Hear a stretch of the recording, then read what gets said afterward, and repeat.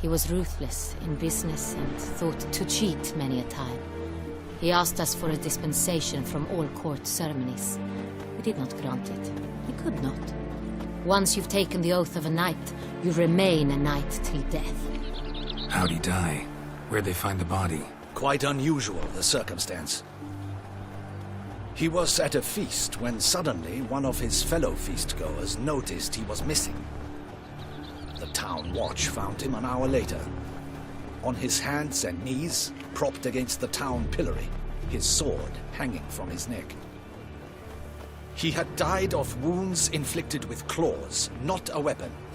Blows of great force. So he died suddenly, but the body was on its knees, meaning someone posed it.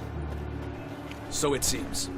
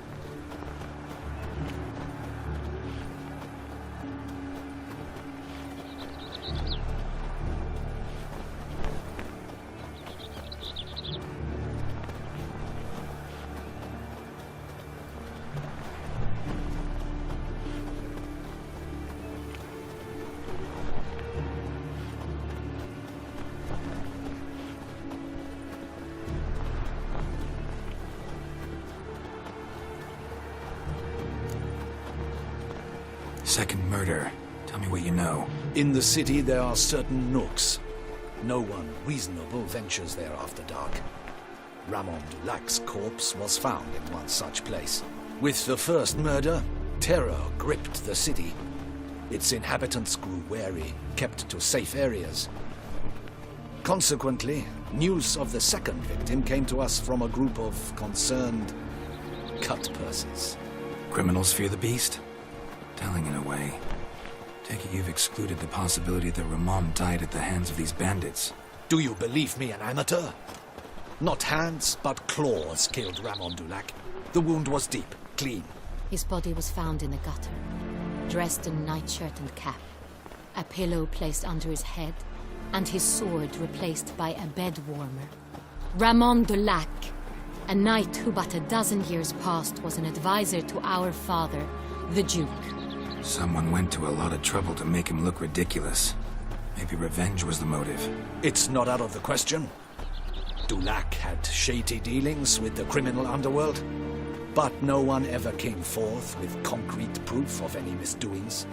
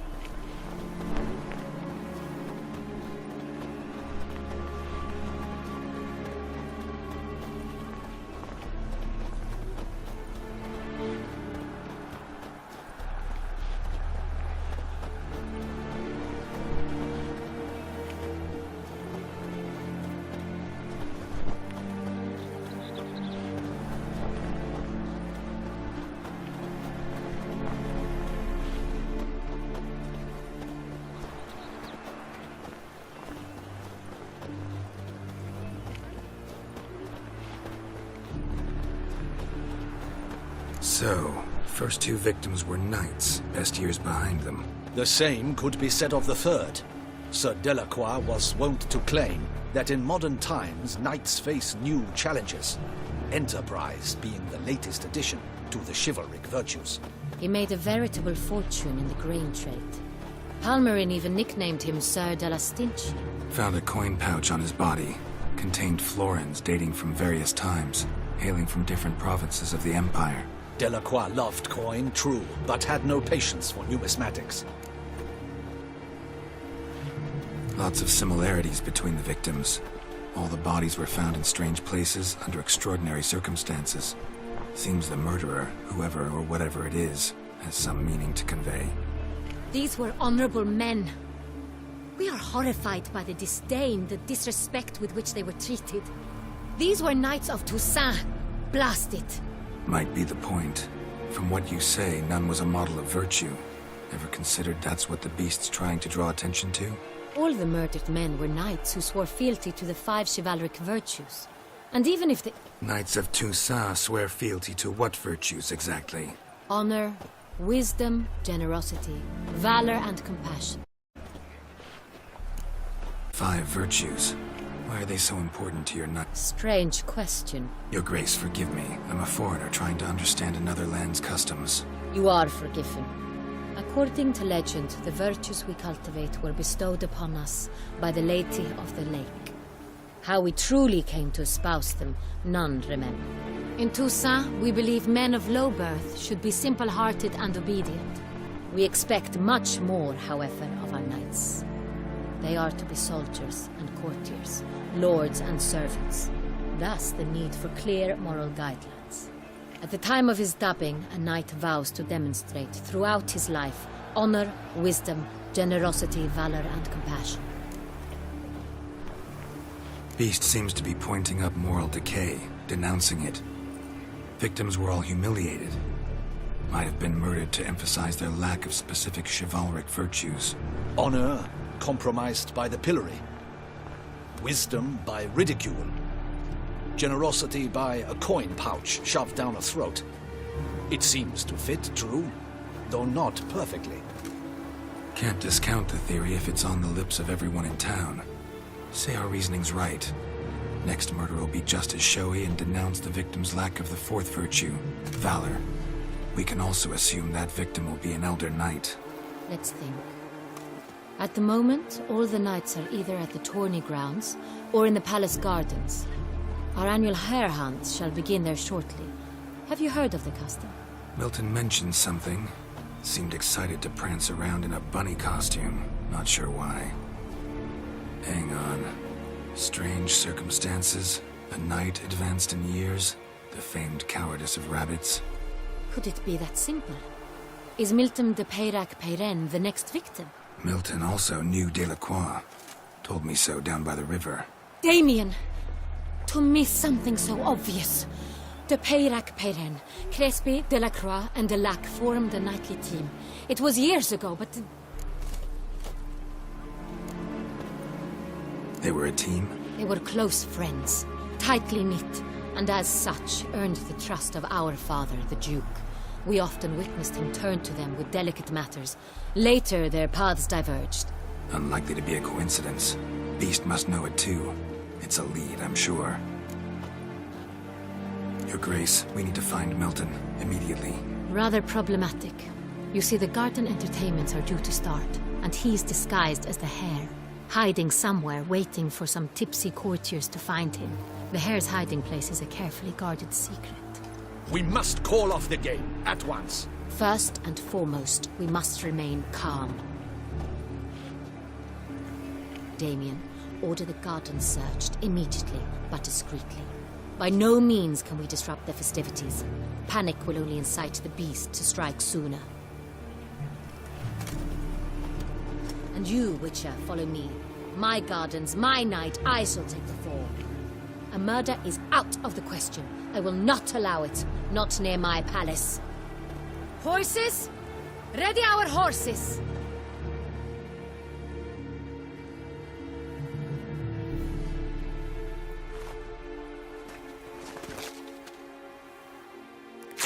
Your Grace!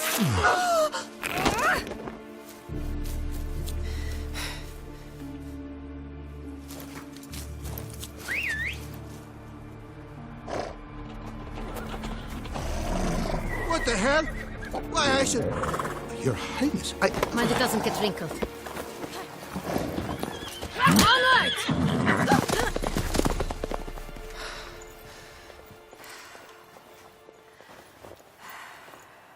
Hey! That is silk! Be careful! Give it to me!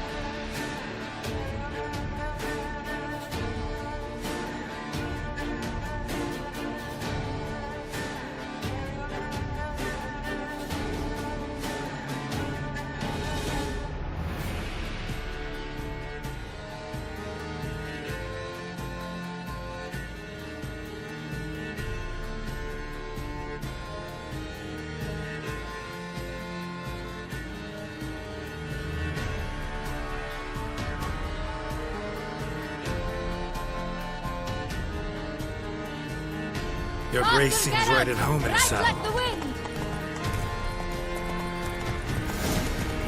Whoa there, Roach.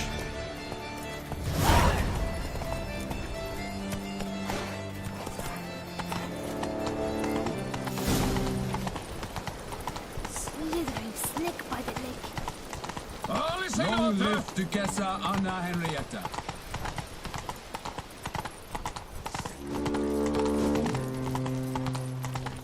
Who is that madman? Oh! It's a witcher! A witcher! Indeed, he was here before, years ago. I saw him then. Who is he? A monster. The witcher will hunt the hare as well. Splendid idea! Positively avant-garde.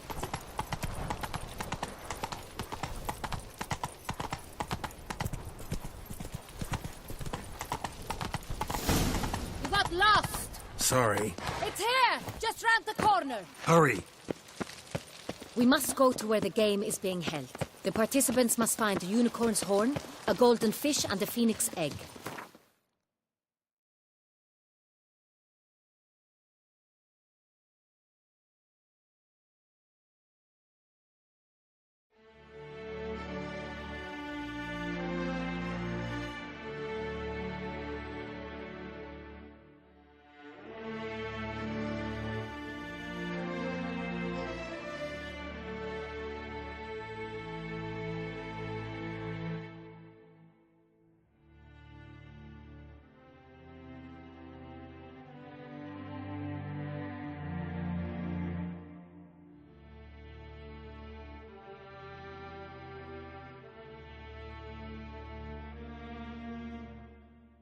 With these in hand, they can deduce where the hare, Milton, hides. Mean we need to find those things too? We've no other option. But time is of the essence, so we shall have to break the rules.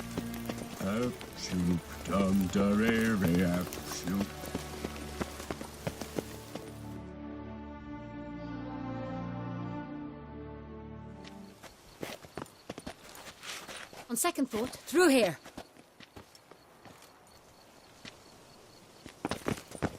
I shall show you where the hunt plays out. Then we will split up. You will get hold of the unicorn horn and the golden fish.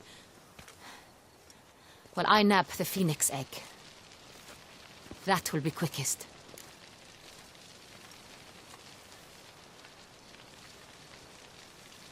Golden fish. Do I need a rod or a net? Please, Geralt. It's not a real fish.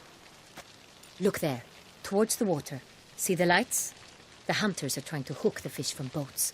You must simply dive in and find it.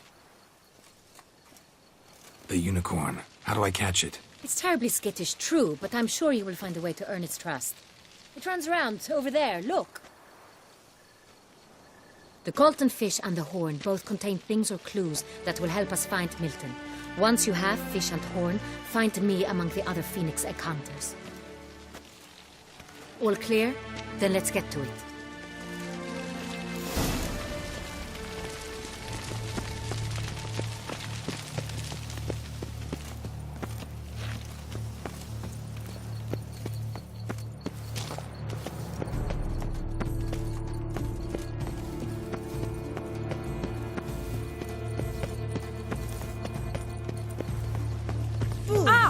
Devils take you to send a witcher against the beast.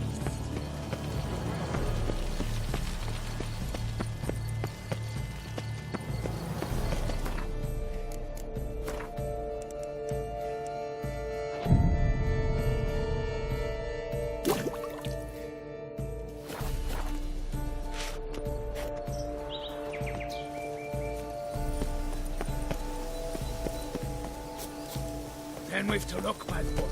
No nooks there where one would hide. It's the game to your liking, lady? Falling on an empty stomach.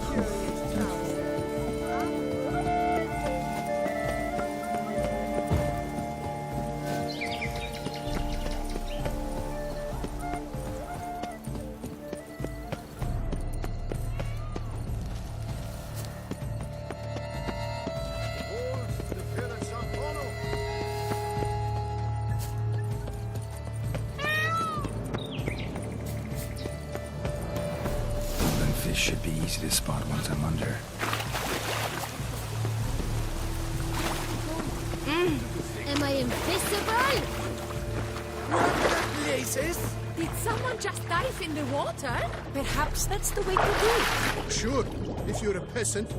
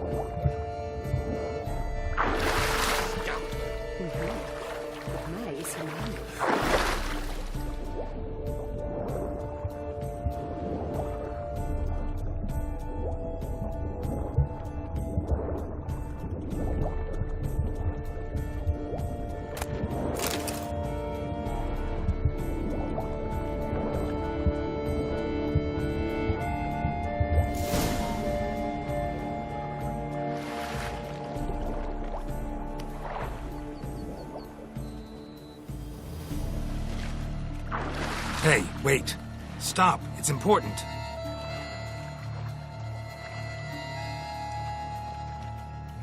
King Cormorant, sire, accept this offering we bring.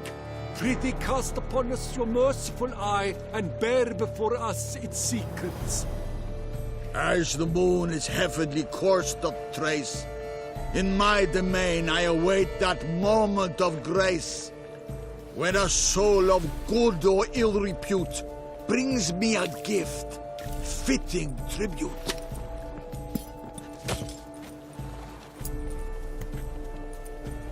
A key. Why, you bomb-botched wretch! It ruins the game! Disgraceful.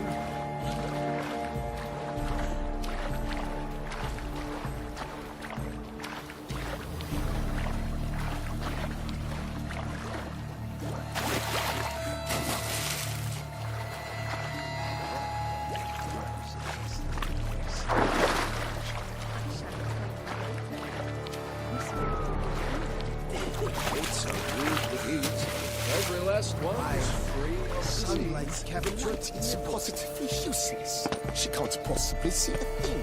What precisely is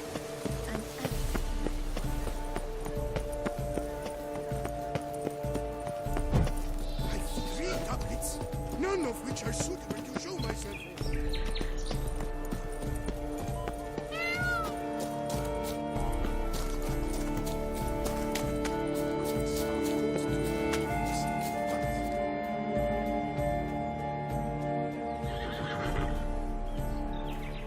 Perhaps an apple will work. Or some sweets. We would not be in this predicament, dear sister, were you still a virgin. Do you really wish to have this conversation again? Here and now? Hush, or you'll spook the beast. We shall try the sweets. Hey folks, gonna have to ruin your fun. Sorry. Who's that?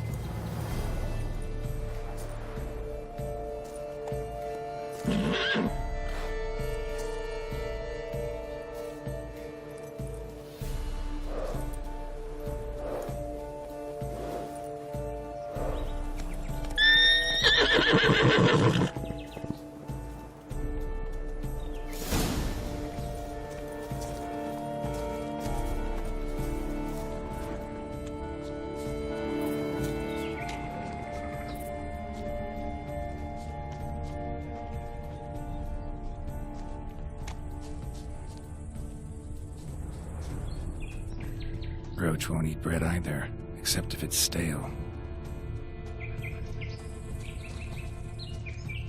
Roach likes carrots. And the unicorn will too. This is an outrage! An outrage!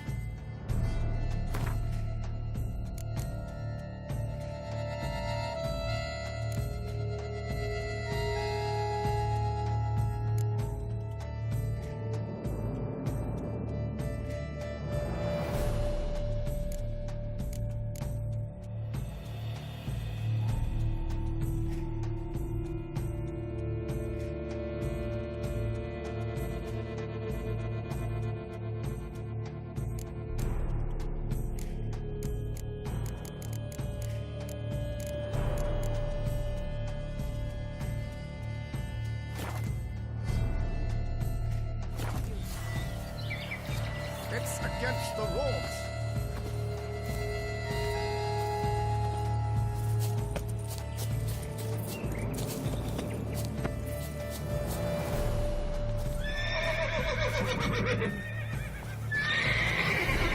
What would you say to a delicious, crunchy carrot?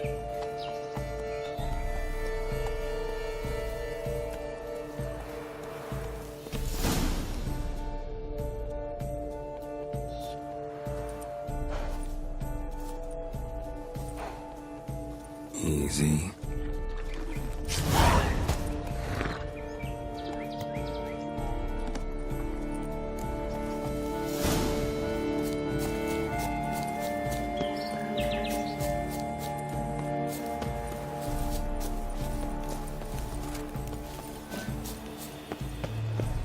But your grace. No bats. If you please, Your Grace. We do not please. We act out of the highest necessity.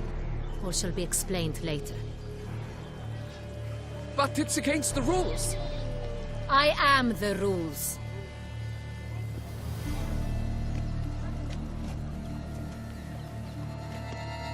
Geralt! At last. Got a key and a clue. And I've another. Show me yours. Who wrote this drivel? I begin like a groan, hollowed out with ease, then end like a mouse with a head of hard cheese.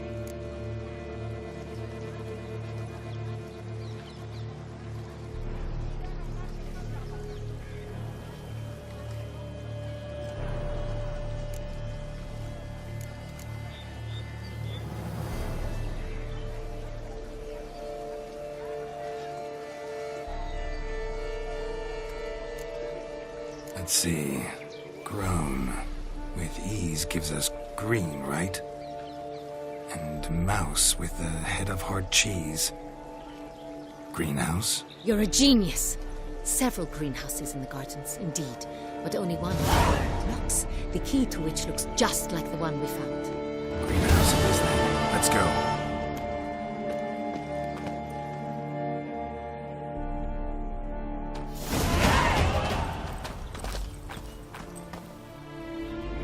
Wait here.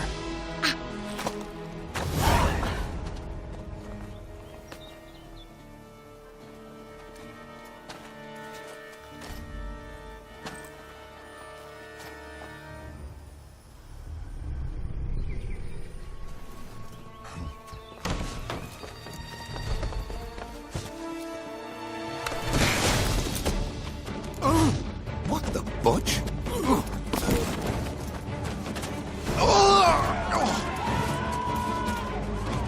What was that?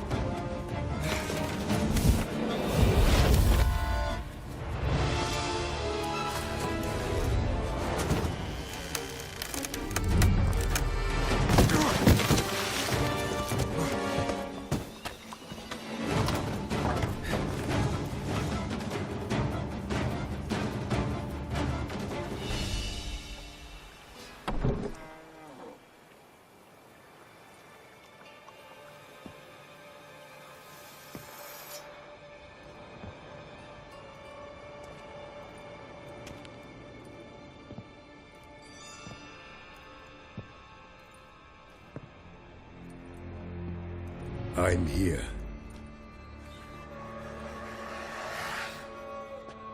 This belonged to you, maybe? It did, but you may keep it. I've a new one. I do not know you. I've done you no harm. Yet first you butchered a Bruxer who was dear to me. Now you pursue me. Why? You've killed 4 innocent people, at least. And you? How many innocents have you cut down? Not here to talk about me. Yet that is exactly what we are doing. So, did they send you after me? Who are they? What do you mean, they? Duchess hired me. You've been murdering her subjects.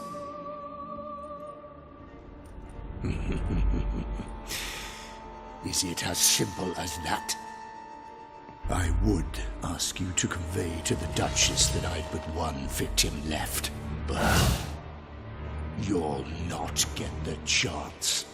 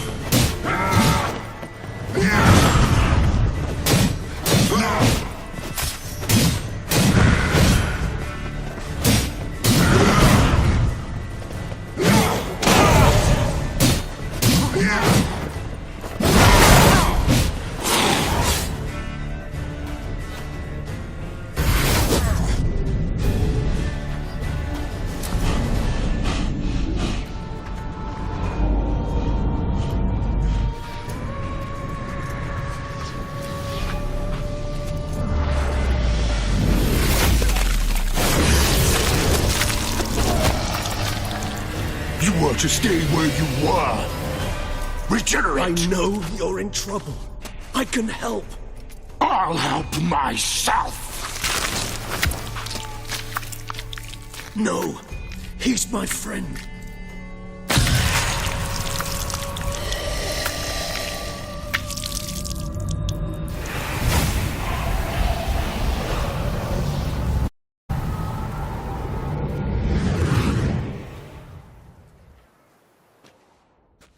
Yes, Geralt. All is well. All's in order. Wounds such as these heal on vampires. But we've not seen one another in ages, my friend. At least in human terms, that is. How's this even possible? I saw you. I was a bubbling, shapeless smear, having been rather spectacularly melted into a column of a certain castle. In somewhat better shape now, as you can see. Hardly peak form, mind you, but were I human, folk would think me a demigod, I dare say. I'm sorry. What happened? It was my fault. Never got a chance to apologize. No need, Geralt. Bygones. I did not have to join you on that expedition. No one twisted my arm.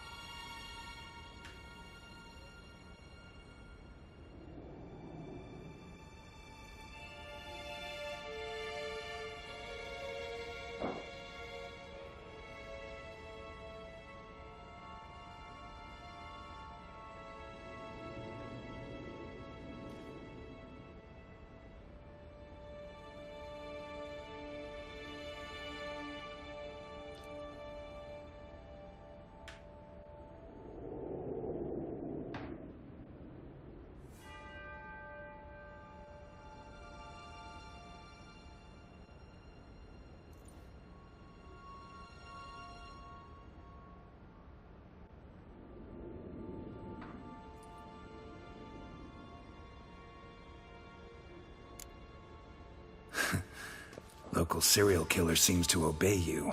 Maybe you could talk him out of it, convince him to stop murdering. Why do you think I've come? It shall not be easy, as Dettlaff can be rather stubborn, though you must certainly recall that neither do I surrender readily. So that's his name. He's your friend? You might call it that. Though Dettlaff is, how would you humans put it, more bestial than I am. But not to worry, I'm working on him. Haven't exactly done a great job with that. He's killed one night since I got here, at least 3 others before I arrived. For good reason, I'm sure. Understand, Dettlaff is not some decadent shit who kills for sport, or to assuage a dryness of throat or a dullness of mood.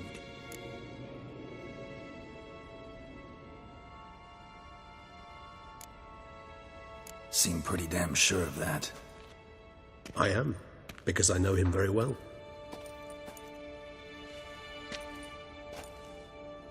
Despite appearances to the contrary, you two are quite alike. You've both noble hearts, yet you both are wont to perform ignoble deeds. When circumstances force you to, of course. Remember the year 964? That was 3 centuries ago. Blind fear gripped Rivia, Lyria, and Spala. Women and children were dying. Their mutilated, dismembered corpses littered the fields. Brute of Lyria. Read about it. Chewed up almost 200, then fell to a common poacher supposedly armed with a dagger blessed by some prophet.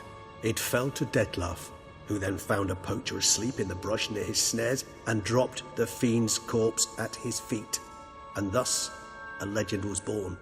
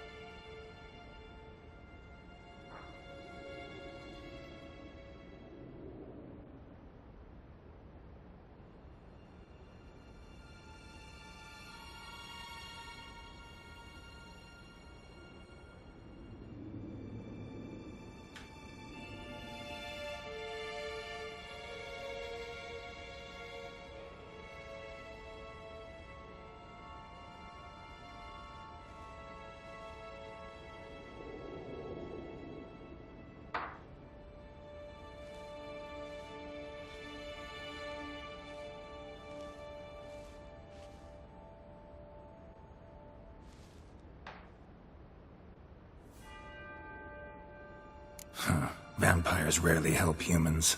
Must have had his own agenda, hunting the beast. You err. He slew it for one reason alone. The monster killed a lad who once, in the street, had offered Dettlaff an apple, expecting nothing in return. Terribly noble of him. You do not have a monopoly on altruism, my friend. Vilgefortz melted my body. Dettlaff found what was left. As per our codex, he had a choice. To leave me where I was, or to care for me and nurture my remains. He chose the latter, regenerated me at no small expense in his own blood. Do you know what that means to a vampire? The gravity of the endeavor? Probably same thing it means to a human. You owe him your life. Much more than that. The act itself made us blood brethren, A bond so strong humans cannot even imagine. Which is why I know something ill is afoot. Always had an overdeveloped sense of empathy. Each vampire has a unique talent. One they hone over centuries. It's precisely what renders us so difficult to classify. Dettlaff's trump card is his herd instinct. His tribal propensity. In point of fact, he prefers the company of lesser vampires and shuns that of humans. If he walks among you, killing egregiously, it can only mean something's upset him, immensely. Anything specific? Some set of things that'd be likely to set him off? How should I say this? Dettlaff doesn't understand men, their world, its rules, its conventions. He's naive in a sense. He doesn't comprehend your games, knows not what it means to lie, deceive. Suggesting he's maladjusted and venting his rage. I'm suggesting maladjustment can at times breed conflict. But is it the case this time? I cannot say, but intend to find out. Gotta find him before something upsets him even more and all Beauclair is awash with blood. Well, we share a cause then, just like the old days. Not entirely. I mean, when I find him, you know. I know you've a contract on his head. Yet your true task is to stop the beast killing, not necessarily to kill the beast, am I right? All in all, sure. Let us find him. By the time we do, I hope I'll have convinced you Dettlaff is no monster. Fine, all right already. But for now, evidence is stacking up against him. Hear that? The posse. Knights must have tracked me here. I prefer they not find me here. I've makeshift quarters at Mère Lachaise Long Cemetery. We'll meet there. See you.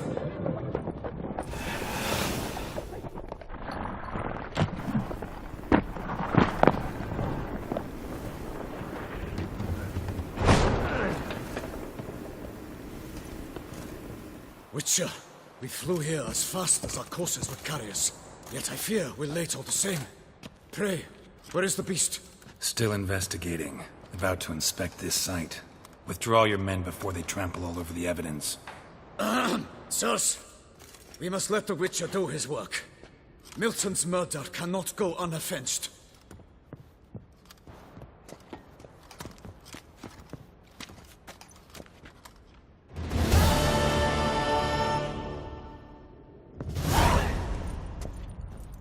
Witcher to ply his trade.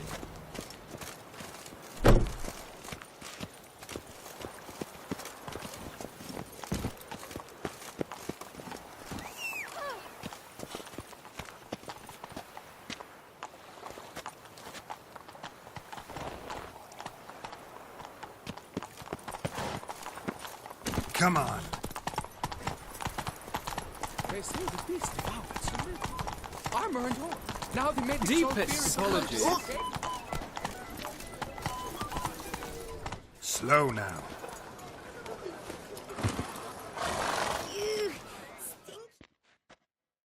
Sir! Sir! A letter for you, sir! Letter? Who from? Can't rightly say, sir. I was just to deliver it.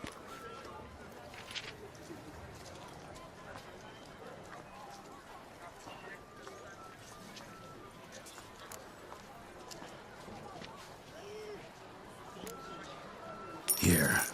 And thanks. No, sir. Thank you. And I truly hope I'll be of service again.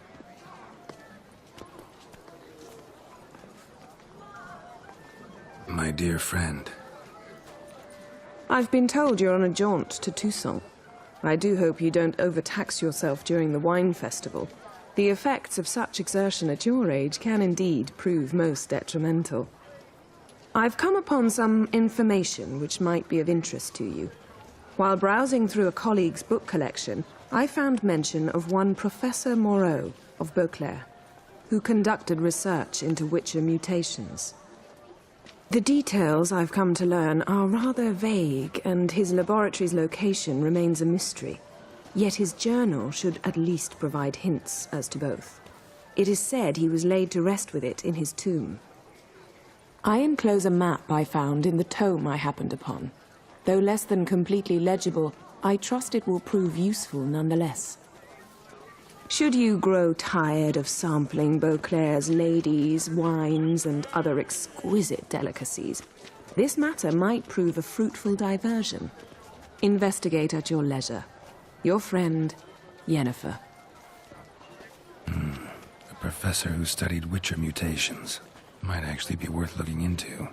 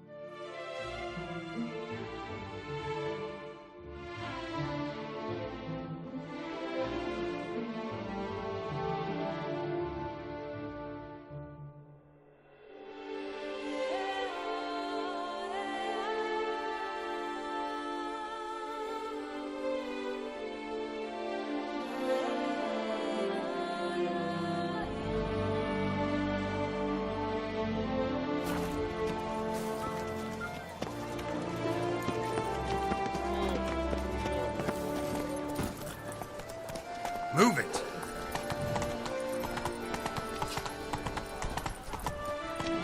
Oh! Whoa!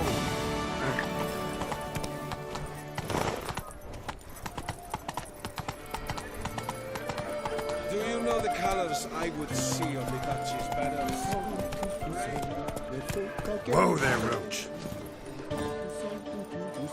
Life is a ripe strawberry, and Beauclair is a lovely dream. Nice tune.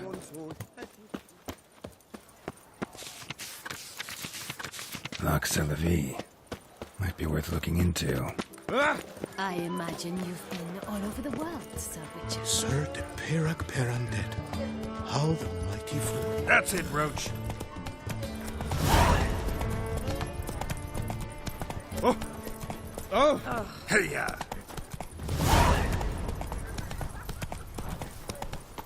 The Duchess summoned him. I wonder... Another murder by the horrid beast! Milton de Peyrac Peyron falls victim to his own cowardice.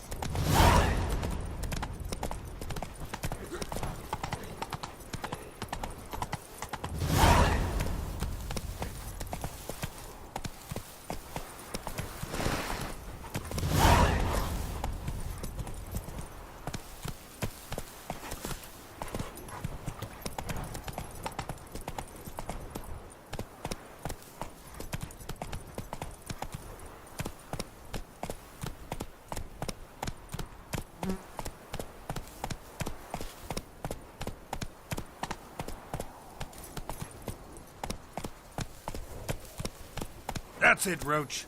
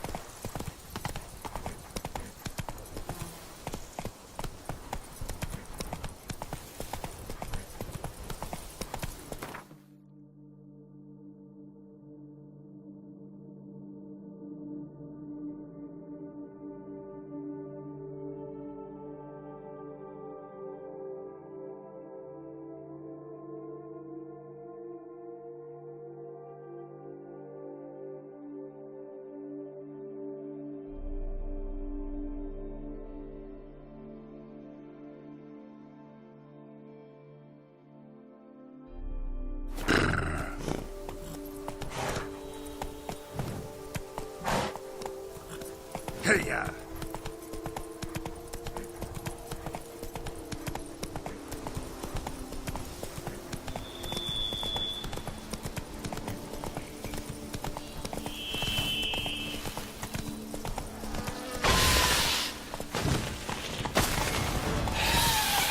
Regis.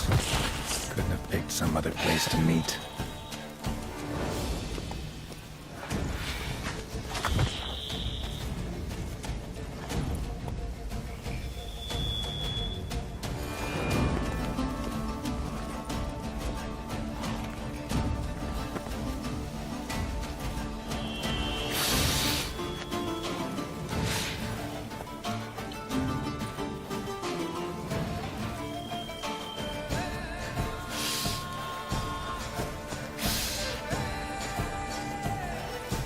What? Lost your nerve?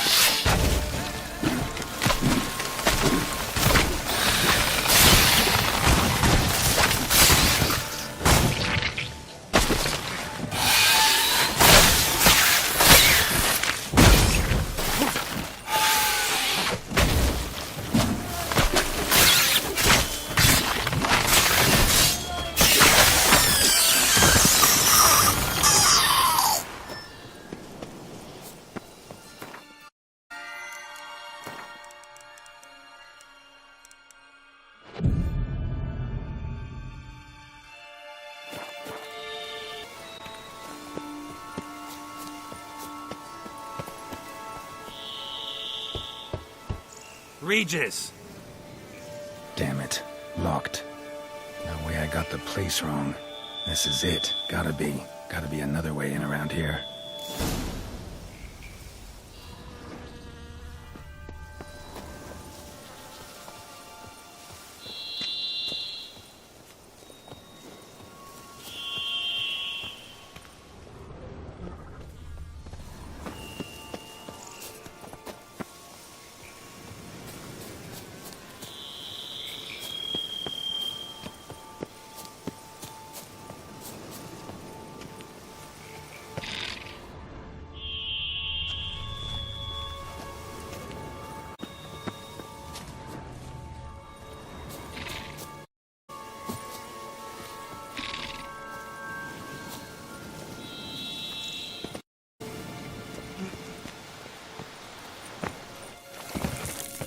Damn your rage.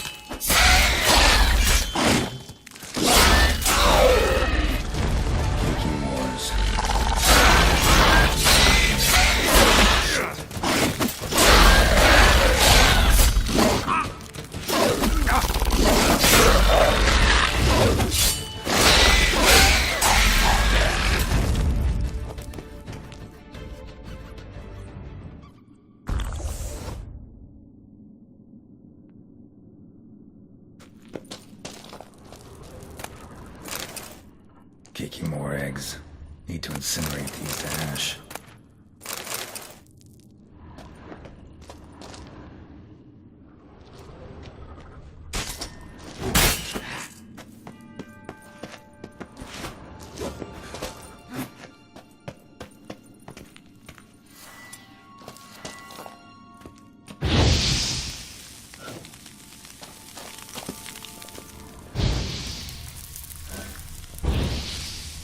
Some stench.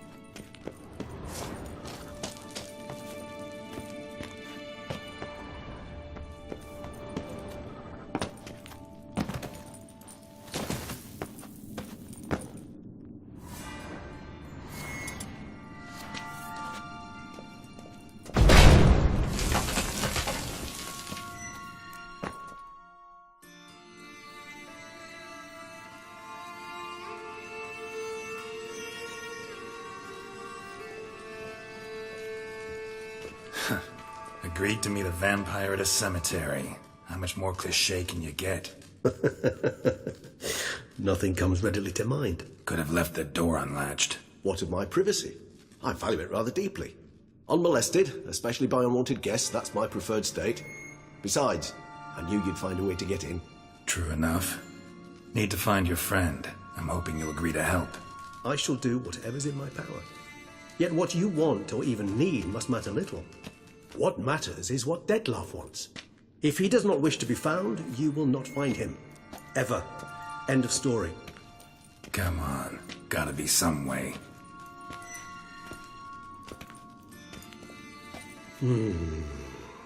Vampires can evade detection by the senses.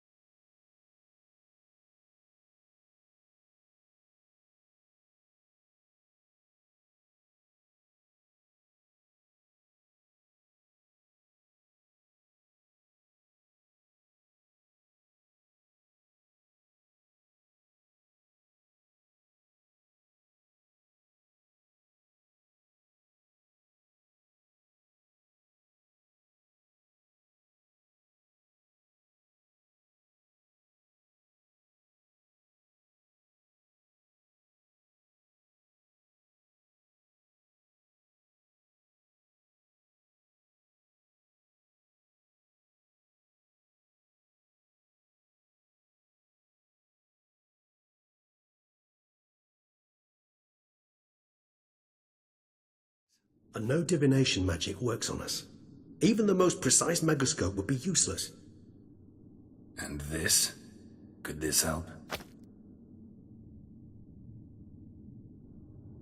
Wherever did you get that? Off one of the beast's victims, found by a bend in the river. Body was chopped in pieces. 3 of those pieces were hands. Hand with the ring seemed the odd one out, but Bruxa had taken an interest in it.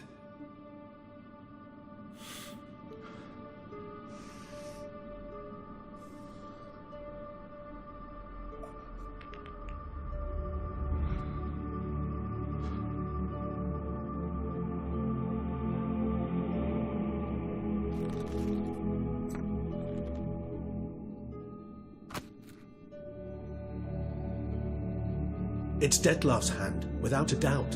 It will do splendidly.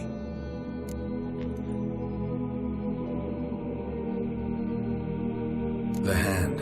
What do you plan to do with it? You've heard of Kovinaris' theory of tissue memory retention. Rings a distant bell. Read about it in Alchemia Oblitera. There's a copy at Kaer Morhen, tattered, nearly disintegrated. But if memory serves, Kovinaris never managed to prove it worked. He did prove it. Just never managed to publish his findings. He and I corresponded, you see, after we became friends. Thus, I know he completed his research and performed the first tests. It's complicated, so without delving into details, it is possible to use any piece of tissue to reconstruct what a whole body experienced. How's it work? We need any special equipment? We must brew a decoction which Kovinaris gave a rather poetic name, resonance.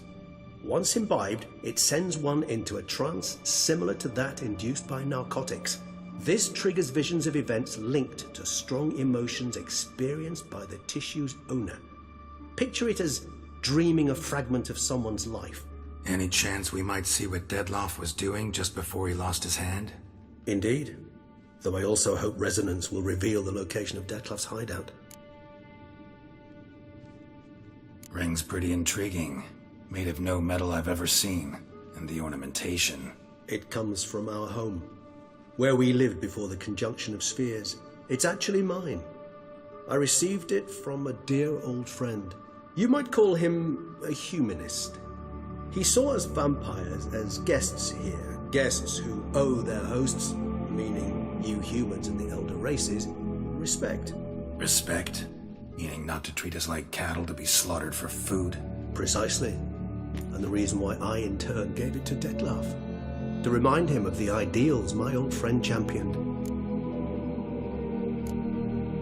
Can't Can't you just summon Detloff? You're both higher vampires. There's gotta be a way. If I'm to be entirely candid, there is indeed one.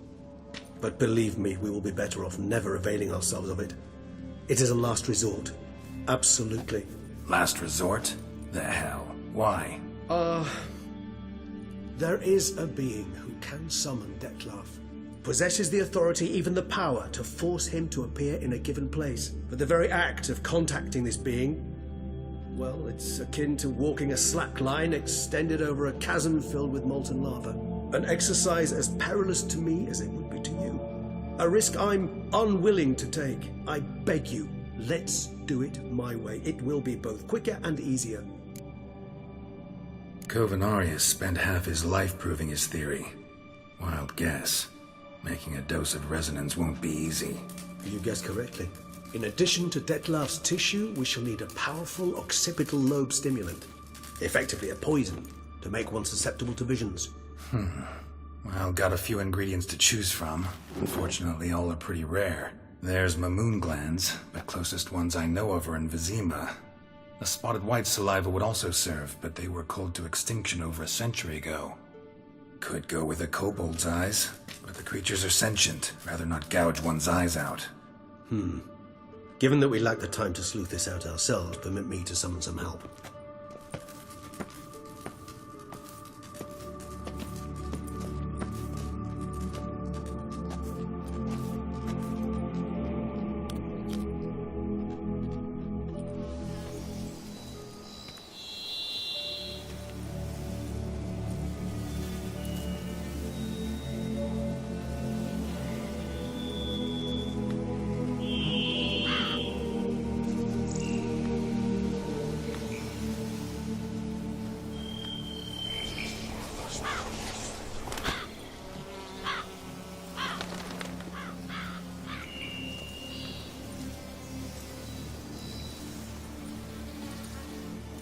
What was that? A raven?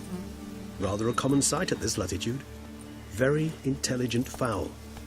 I asked him to look for the creatures you mentioned. Him and his brethren. Perhaps they'll find one in the area, and I would hazard that a flock of ravens will spy any said creature faster than a solitary witcher would. With all due respect to your skills, my friend. It will take them some time, nonetheless, so perhaps you'd care for a snifter of mandrake. Rarely say no to a snifter. Sadly, this is but a weak infusion rather than a proper distillate. Even better. I remember your mandrake hooch.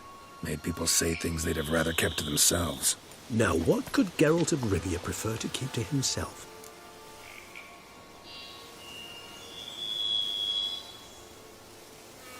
Guess you missed my point, Regis. I was glad to hear it's not the hooch, because I don't want to talk about what I don't want to talk about. Oh, I understood you far better than you think. Allow me to reveal a secret. My mandrake distillate possesses no particular tongue-loosening powers. Those who drink it and talk simply have burdens they wish to lift off their shoulders. The hooch is but a convenient excuse, a cover that justifies their sudden candidness to themselves. All right, you first. Any burdens you want to unload? Vampires lead highly interesting lives. Bet you've got some good secrets. Anything in particular interest you?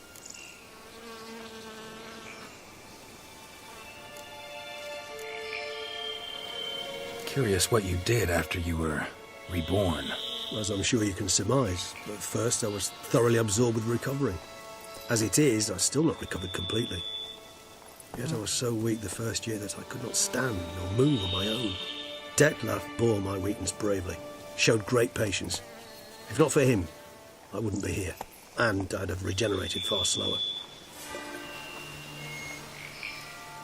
Once I could at last stand unassisted, I set off for Bruges, for my one-time home of Dillingen. There I led the peaceful life of a rural healer and surgeon, enjoying my neighbours' respect and, in fact, constituting the exact opposite of the monstrous vampire the populace imagines. Bruges, you say? Rebirth make you sentimental? Perhaps a dash. But what of you? Where have you been? Ever find your Cyrilla? Back then, yeah. But we parted again soon after. And when the time was ripe, she came back. Defeated the Wildhunt together. Ooh. Seemed I certainly missed quite a bit while I was absent. True enough. But it's a conversation we'll have another time. Need to know more about you now.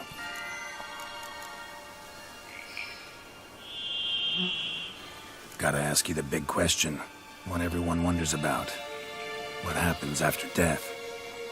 You wish me to tell you if the human belief in the gods is well founded? Well, that I do not know. We vampires differ exceedingly from you humans. Our matter, that of which we are composed, can exist without form. We require neither a heart, nor a brain, nor air to breathe. But were you dead? As humans understand death, yes. Feel anything? Understand anything? It's rather hard to explain. I felt something very unsettling. Something I cannot even name, for I did no reasoning. Only after rebirth did I begin to understand that what I had felt was cold and unimaginable fear. If not for Detlef, I might have drowned in an eternity of icy terror. Can't have been alive then. Sheesh, experience like that must be vicious. Indeed, it's hard to compare to anything I know. Yet you are aware we don't see death as you do. The way you cling to life, we find it entirely peculiar. You are mortals, ergo it's a foregone conclusion. You will die. It's but a question of time. Thus, I often find myself wondering why you try so very hard. To die at 20 years, 40, even 100, what's the difference? They're all but the blink of an eye. Depends on your point of view. Man who's got 1,000,000 crowns to spend can't possibly understand one who's only got 20. Very true. One's outlook can indeed change much. Got a new life, new body. That give you a new start, blank slate? Starting all anew is a very broad concept. What exactly do you mean? Your blood addiction, say. Wondering if your body's the same, if it still remembers. Maybe if you drank now, you wouldn't get hooked. All addictions are a form of slavery. Re-addiction's not a risk I'm willing to take, just to test a hypothesis about corporeal regeneration and whether propensities carry over. Fair enough. Curiosity, that's all. Sorry. Not to worry, Geralt. Curiosity's a natural reaction under the circumstances, apart from which I've always valued that trait in you. Always fascinated me the way vampires can regenerate. A hand growing back is one thing, but Detlef recreating you out of a wet smear? Something else entirely. A difficult and laborious process, but one that's possible, as my presence proves. But I've heard you too had quite the adventure. They say you lost your memory. For a bit, but Triss helped me get it back. Actually, pretty damn lucky I only had amnesia. Yes, you humans are rather buggered in those terms. To strip you of life is, well, it's just plain easy. I've always pitied you in that regard. We vampires are much harder nuts to crack. If a member of another race kills one of us, we can be reborn with a living higher vampire's help. However, if one of our own strikes the deadly blow, death is permanent. There can be no rebirth. One of the chief reasons why vampires long ago swore never to fight one another.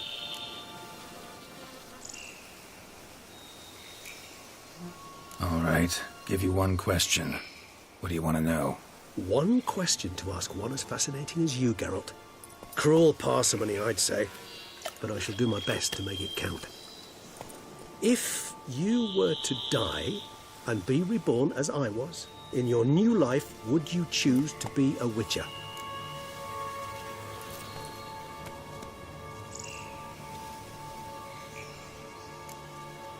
That's what interests you most? Whether I'd like to be a witcher again? Many things interest me, but we've not much time left. Please answer. Never chose to be a witcher. Fate chose for me. Had it been my choice, I'd have picked a different profession. A profession where I wouldn't have to risk my life every minute of every day. Maybe even one that'd earn me some respect. Thank you for being honest. Honesty is an attribute of the truly brave, and thus a privilege of the very few. Still no sign of your winged friend. Sure it understood what you wanted? Dead certain. Let's wait a bit longer. It'll return soon, don't doubt that for a moment.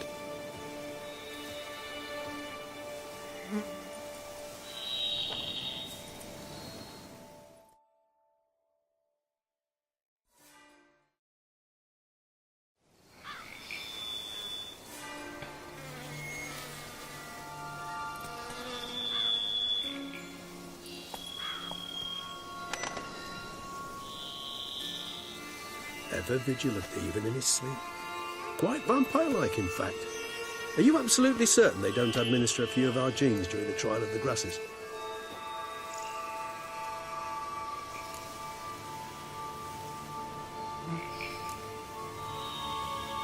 Appreciate the compliment. Got something for me? You were right. No kobolds or mamoons for miles around. Knew it. Allow me to finish. You see, there's this spotted white. It haunts an abandoned residence in the Caraberta woods. Impossible. My brethren hunted down every last spotted white before I was born. Then it seems you must revise your knowledge of spotted whites. For somehow this one managed to survive your brethren's onslaught. It seems I know this home it haunts. Recall a tale about it. Locals believe the place cursed. Perhaps that's how the white survived entirely unmolested. Know anything else about this curse? I don't recall much in particular. Really don't attach much importance to such things. It was mentioned to me as an anecdote, no more.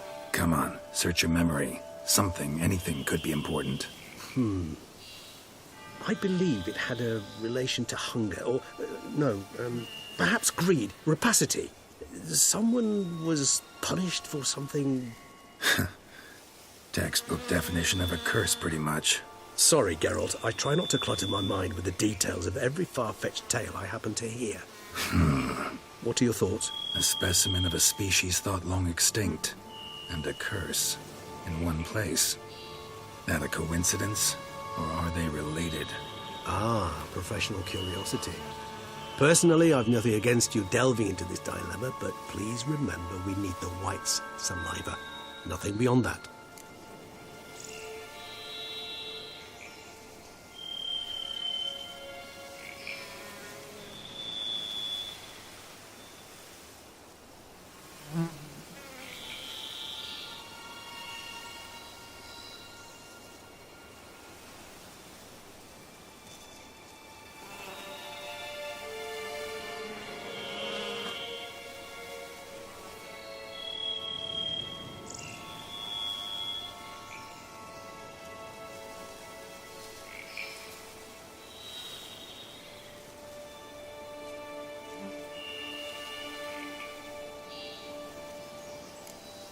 Whites rarely appear in the woods, even less likely to find them in abandoned human homes.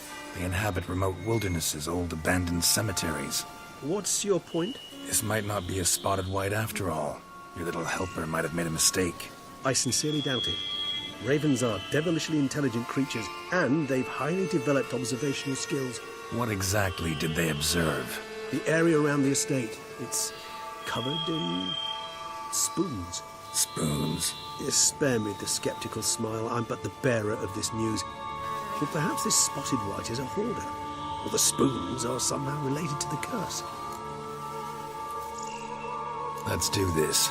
Start making your decoction while I go get some saliva from that white. Uses it in its brews. Do you imagine the white will simply sell you some? Worst case scenario, I'll bring you its salivary glands. They ought to do as well. For a moment there, I imagined you asking the white to spit into a vial. Quite amusing as a thought, but the salivary glands will do fine indeed. So, see you later. Yes, till later. I shall start by perusing some tomes. Tomes? Thought you were going to make this decoction. Will require one last ingredient. Alas, obtaining it could prove a trifle toilsome. Thus, I hope to identify a suitable alternative. All right. Good luck. And to you, my friend.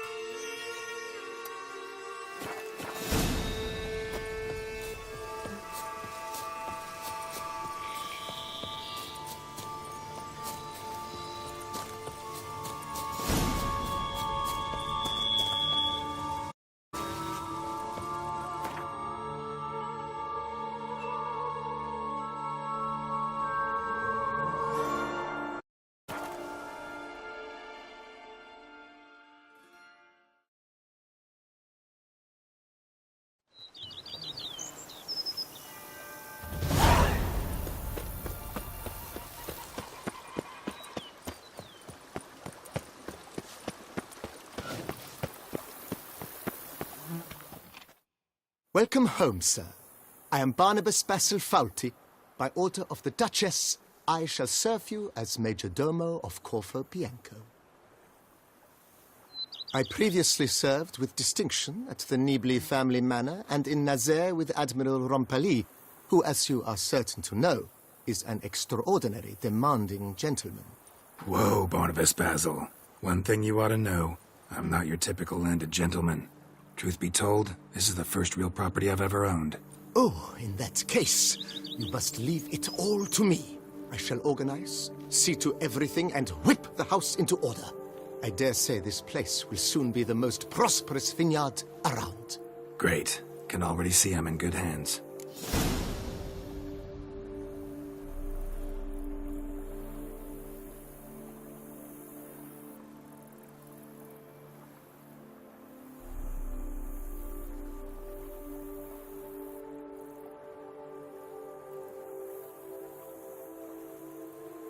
Vineyard comes across as a place with a rich history. Know who owned it before me? Baron Rossel, who went bankrupt, forcing him to sell the estate to the Duchess. The Baron, in turn, had purchased it from Monsieur Bolius of the Headsman, a truly colorful man of Ketweni origin. He was actually a headsman? No, not him, but his great-great-great-great-grandfather. Indeed. Apparently, he was a common cut-purse who somehow secured for himself the post of ducal headsman in Beauclair. Went about his work with an exceptional penchant. They say he chopped off more heads than there are grapevines in the ducal vineyards. He never hesitated, not once. Never sliced unevenly, never botched a job. For his exemplary service, the Duke granted him a title and this estate. Monsieur Bolius, on the other hand, was an engineer in his younger years. Once retired, he settled here and took to producing wine. Sadly, misfortune struck and he lost his sense first of smell, then of taste. Additionally, he could not drink alcohol. His medic forbade it. Shame that. He gave up making wine? Not at all. He made even more of it. Began throwing wild balls to which he'd invite friends from far and wide in order to treat them to his wine and delight in the fact that at least someone could enjoy it.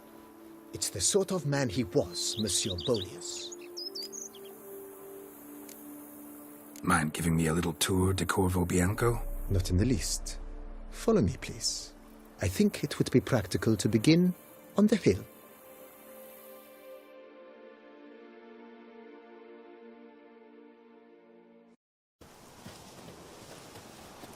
Behold, sir, your estate in all its splendor. Pretty vast. Indeed. And now, sir, allow me to show you a handful of interesting details. Follow me, please. Been a major domo all your life? Yes, I come from a long line of major domos. My father was a major domo, as was my grandfather before him, as was my great-aunt. In fact, she was the one to start the tradition. Great-aunt? A hard woman. It is said that already as a child, she knew where she was going and went there. When she arrived in Beauclair, she signed on as a chambermaid at one of the vineyards, then slowly worked her way up to major domo. She dragged the rest of the family up the same path.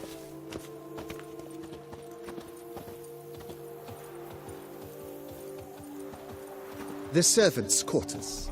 I occupy the green home. With the Duchess's permission, I have hired a full staff. Their salaries to be paid from the ducal treasury. Nice of her. Not the most sightly part of the estate, I admit. But I think it's worthwhile for you as master of the domain to know where the help stays.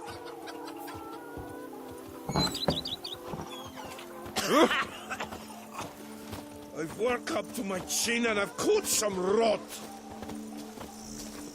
Baron Rossel ordered the vines in this part of the estate uprooted and olive groves planted in their place. They look beautiful, especially come spring. Don't look at all bad now, either.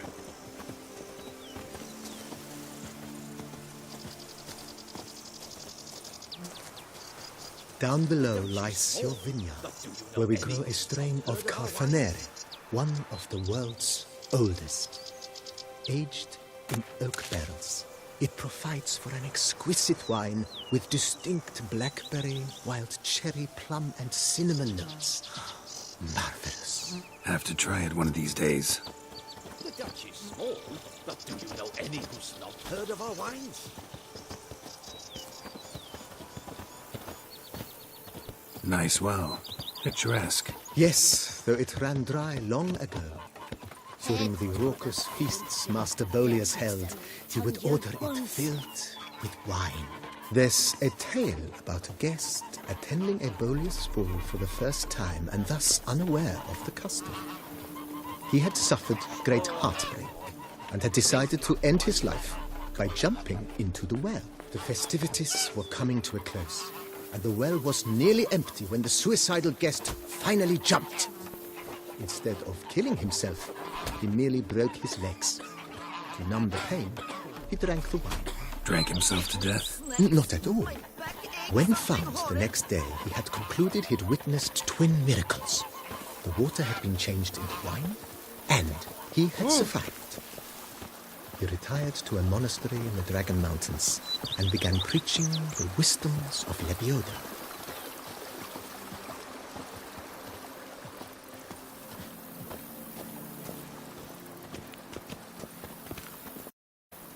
Monsieur Bolius's wife Nina kept a garden here.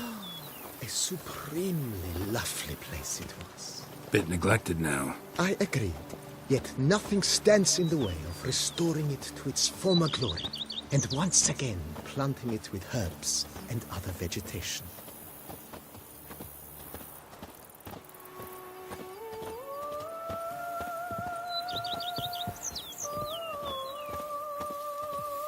Madame Nina planted diminutive, delicate flowers and herbs here. One might say their aroma still hangs in the... You're quite the romantic, Barnabas Basil.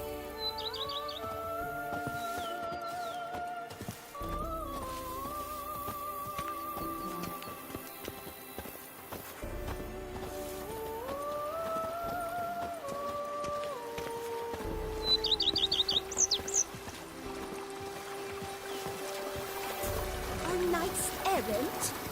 They're so heroic, we had to summon a witcher to do their work. The book of lust is hard and good. This served as an additional wine cellar in years of plentiful harvests. Bit of work and it'll make a fine stable for Roach.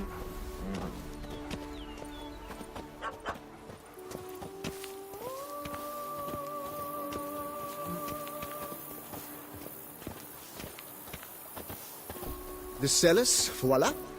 During Monsieur Bolis's time, wine was kept here, but Baron Rossel used it to store olive oil as well. I took the liberty of cleaning up the mess, which... I made while fighting the Bruxa. Thanks, Barnabas Basil. Appreciate it.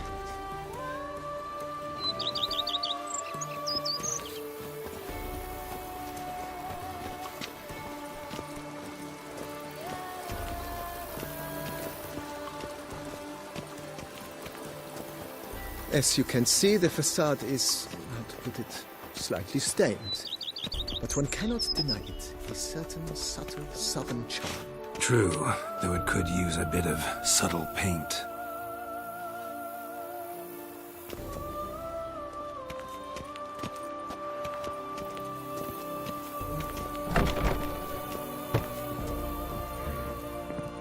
And welcome inside. On the left is the master bedroom. On the right, the dining hall and kitchen. Upstairs, you shall find the guest room, currently used for storage. Not a bad idea. At the moment, the house is only minimally furnished. Yet I believe we will, together, devise some innovative arrangements. A few paintings, for instance, would breathe new life into the abode immediately. With that, sir, you've seen the full lay of the land. Corfo Bianco is a beautiful estate. Though one must admit, time has taken its toll. Forgive me for being forward, but if you were to choose to invest a small sum towards its beautification, consider me at your service on the matter. Think I'll take you up on that. Be sure to come and see you if I decide to do any remodeling.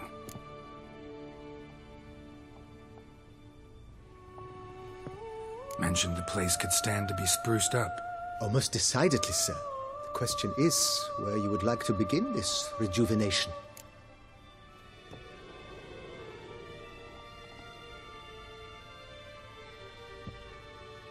Been thinking about the outer walls. Maybe a fresh coat of paint or some patching. If I might dare to make a suggestion, why not start with a general renovation? I once oversaw such work at Admiral Rompelli's summer residence. The effects were simply breathtaking. Not only did the residence positively sparkle afterwards, but we also made room to display the Admiral's armor and weapons, of which he was a passionate collector. It's in your hands then. Make the place shine. I shall get to work immediately. Within a day's passing, I shall have sent for the crew which rebuffed the Admiral's residence. They are the finest specialists around. Highly skilled at what they do, it shall not take them too long, I wager. 2 days after they begin, your eyes will behold your residence in its refurbished, rejuvenated, beautified state. Is there anything else you require, sir?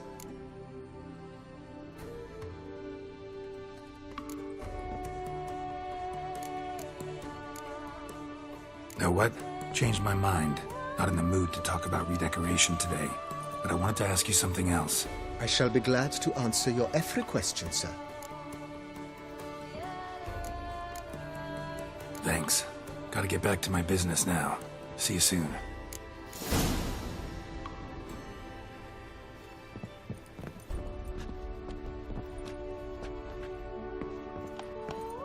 How might I be of, sir? Starting to really... As you wish, sir. Got these spacious grounds. But maybe... Oh, yes. We certainly should. The way I see things, given your trade, sir, you would be wise to put...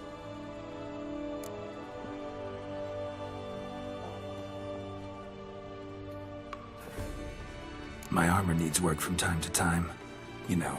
Admiral Rompelli once hired a specialist who made the finest armorist... Know what? Ponder the notion however long you wish. Let's put a pin in this for now.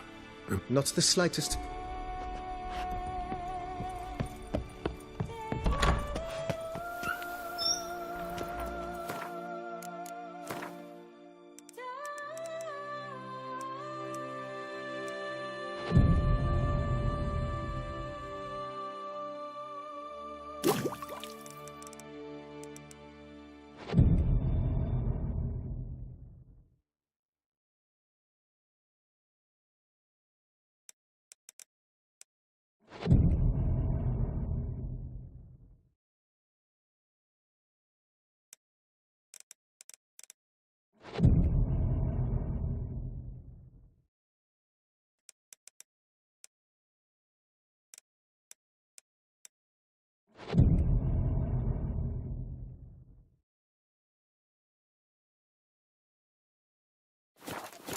Something fierce.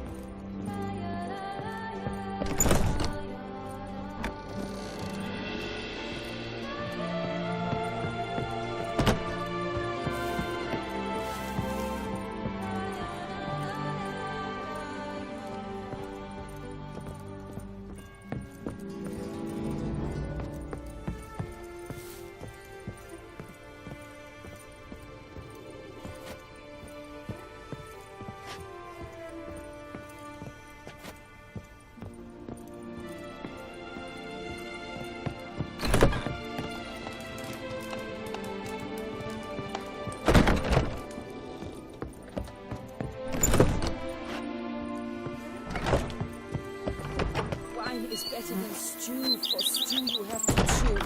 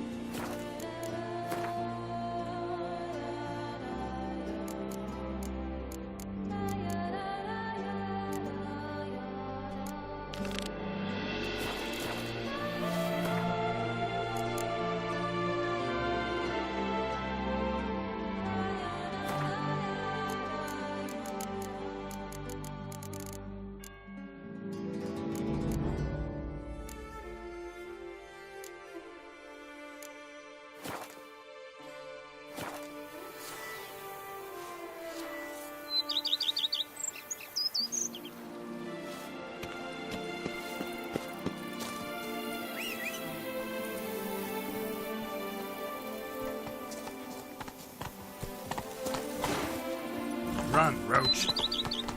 Wine is better than stew. For stew you have to chew.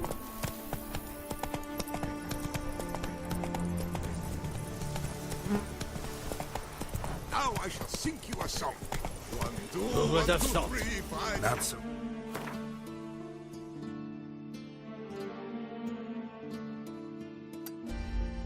Fast, Roach. Wine by some witcher guards the common folk.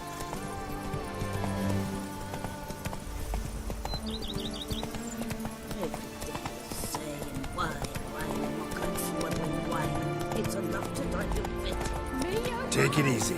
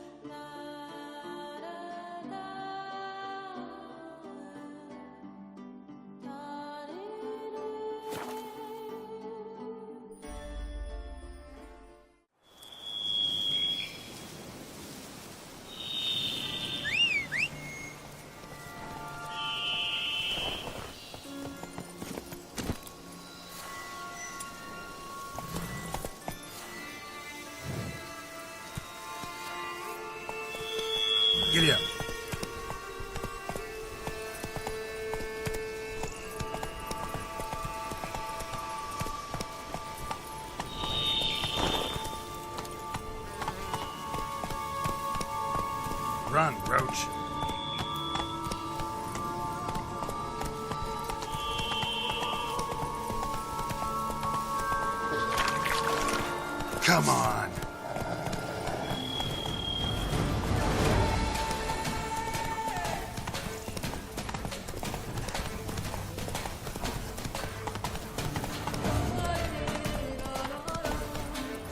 Go, go.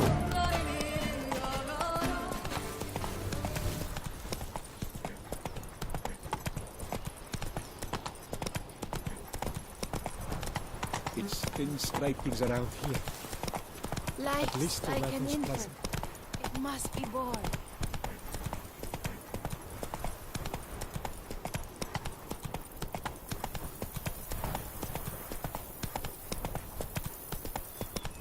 The dressings, bandages. What's that about?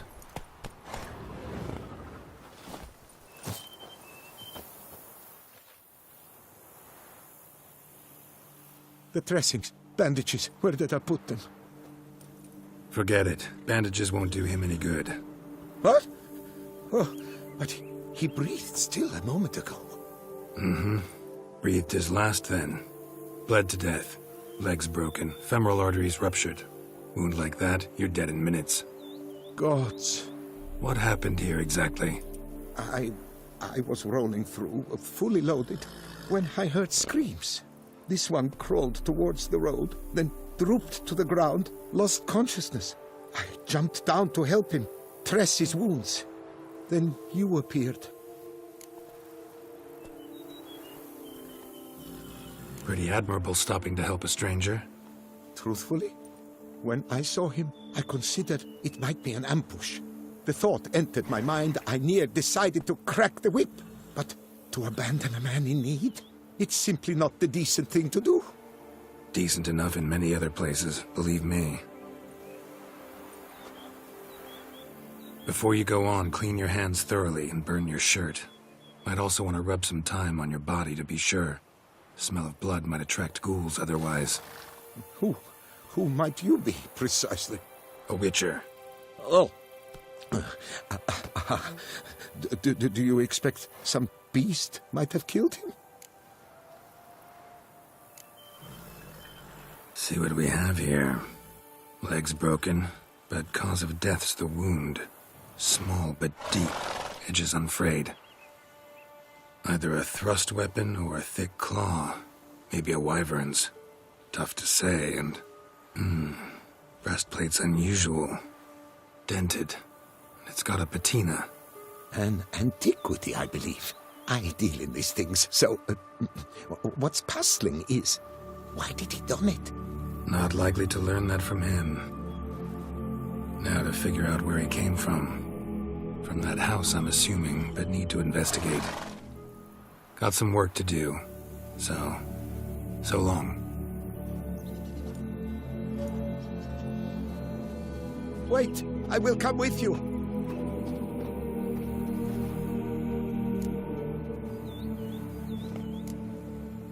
Gotta be kidding.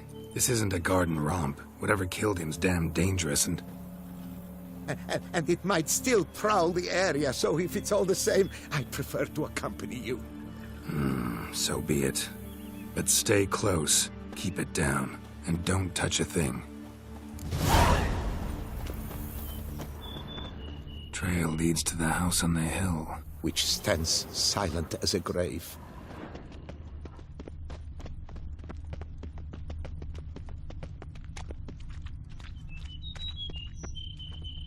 Must have been here he broke his legs. Fell while climbing over the wall. Trying to leave the property probably, after he didn't manage to open the gate. He tried to crawl away, though he was heavily wounded. Something horrifying must have been after him.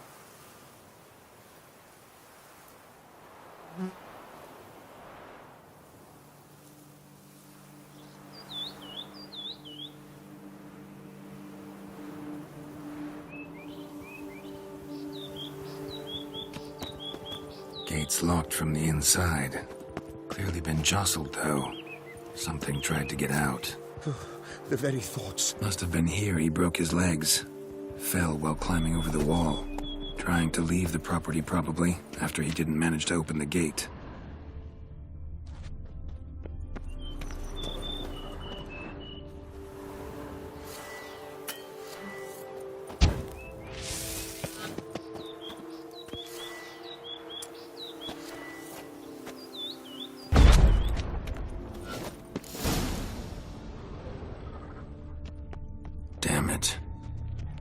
Good gods!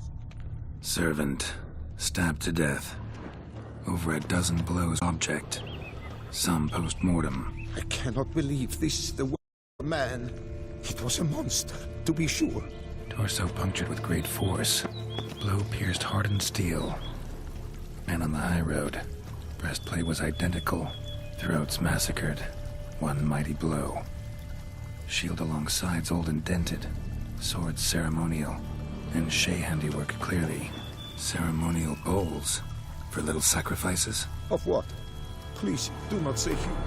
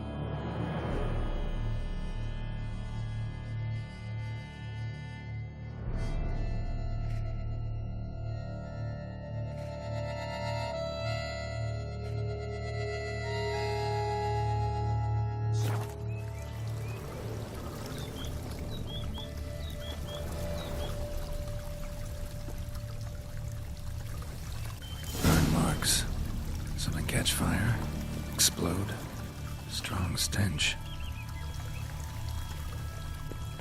Multiple wounds on the body, all puncture wounds, but hard to tell what caused them. Victim's human, but the attire's elven. Are you certain? How did he come by it? We've so few non-humans in Tucson. Fled, then dropped to the ground to douse the flames. Didn't manage. Burnt smells growing fainter. Might have been another luckier soul managed to flee. Doublet scorched. Wriggled out of it, tossed it, then ran on.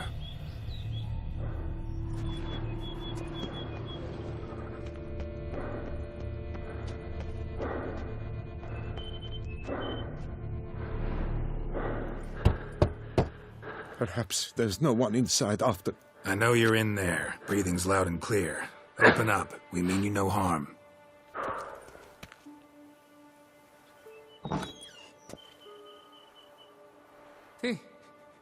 They remain there?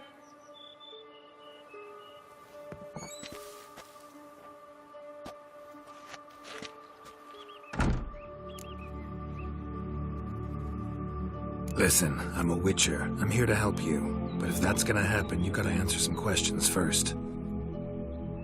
Who are you exactly? Durant Faucher Plamondon de Sepharan, Lord of these lands, and Chairman of the Society of Friends of the History of Tucson. We meet here annually to mark the anniversary of the Elfin Homage, but something like this, why, it's a first. You mentioned them. Who do you mean? Those, I don't know what they were, spirits. It all occurred of a sudden.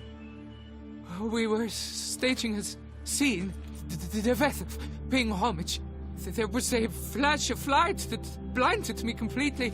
I heard cries, though saw nothing, and then felt my own robes were in flames.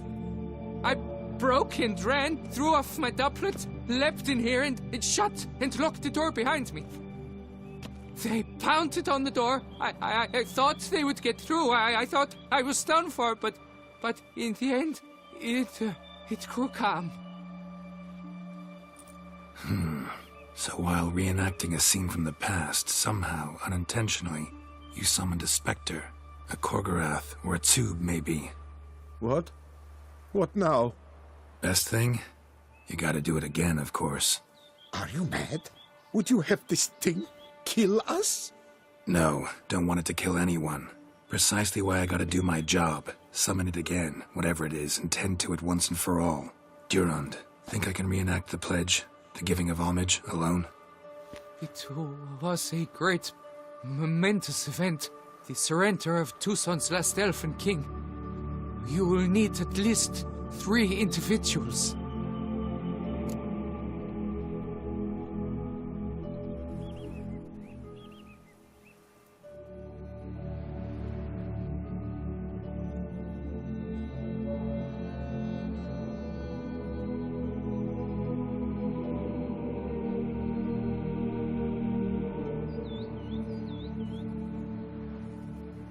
You know what I'm gonna ask for.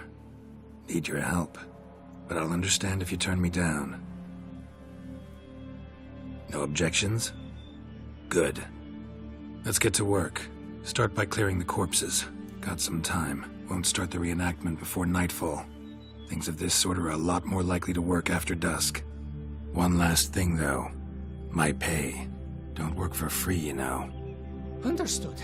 Just keep the danger at bay, and I shall be generous. Through and through.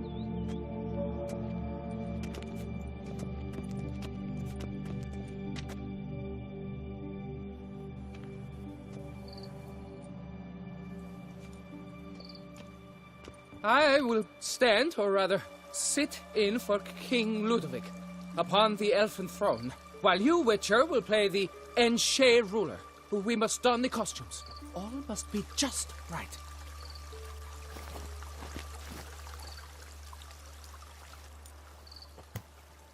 Divethef, the elven king, hosted Ludovic in his own palace upon his own throne, amidst the blinding glow of a plethora of torches.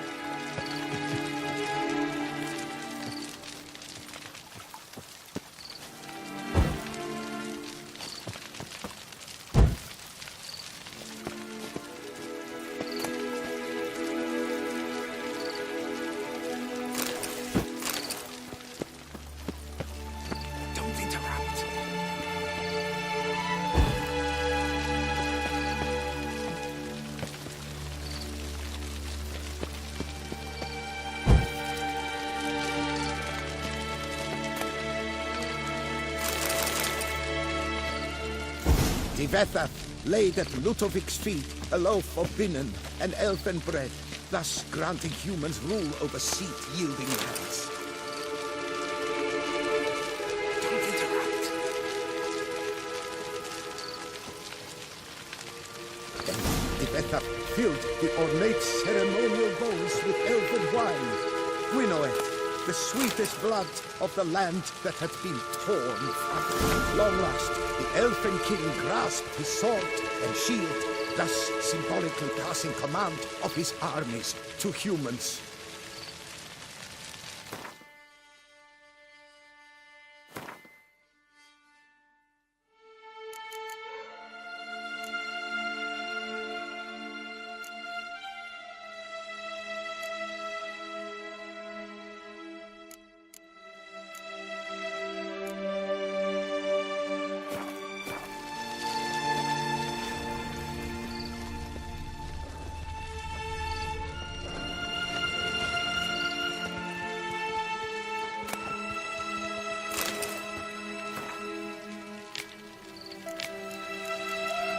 Someone needs an escort.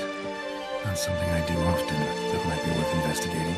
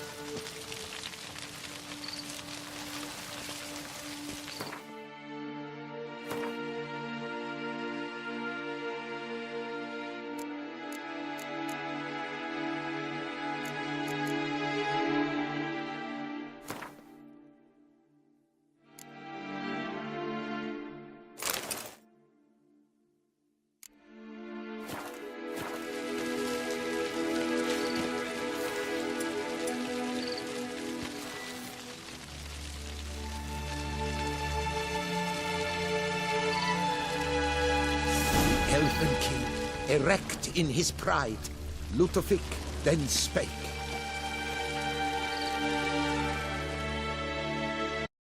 Accept your allegiance and shall return in 1 year's time to... Ah! Look! Look! The statues! Impossible! God's mother!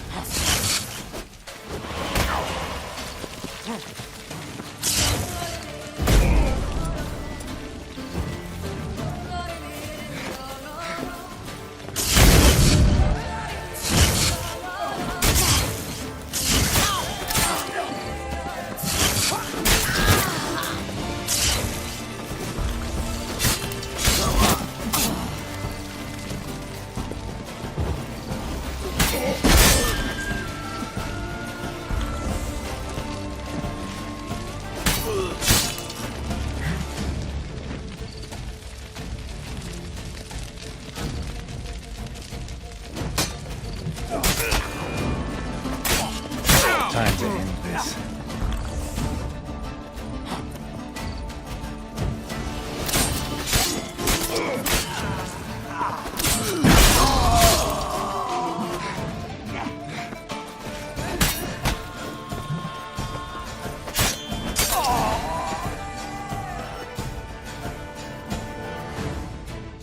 The sculptures, they came alive. By what witchcraft? Dunno. Specialize in killing monsters. Reviving them, not so much. I may know what happened. The statues, you see, once stood in the palace of one Defethov. I acquired them a month past because perhaps I should start at the beginning. This Defethov was to pay tribute to humans, producing statues of this sort each year. Yet he did so but once, for he perished in the massacre of non-humans at the foot of Mount Gorgon in the year 782. It's fortunate he did too, as Defethov had planned Ludovic's downfall, for he sculpted not statues, but columns that masqueraded as such, columns activated with words said in homage. Columns that would have turned the king and his bodyguards into so much colorful confetti. Typical. Treachery embodied. Elves. Psheh.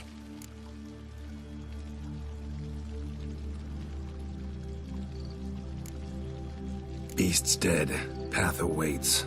High time I was on my way. Hold, Master! Please, take this. A safe journey to you, Witcher.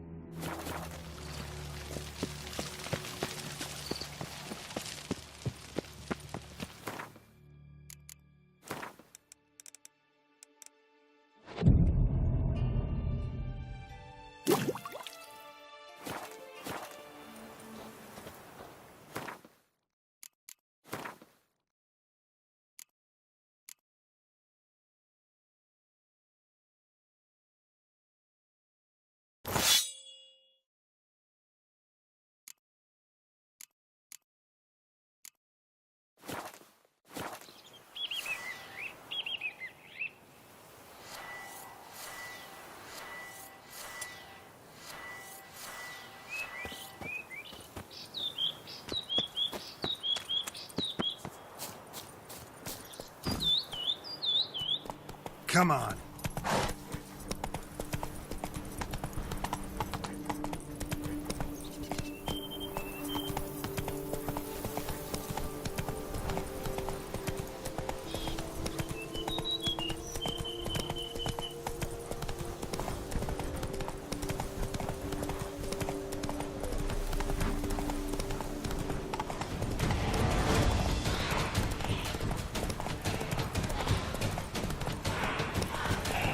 Guests.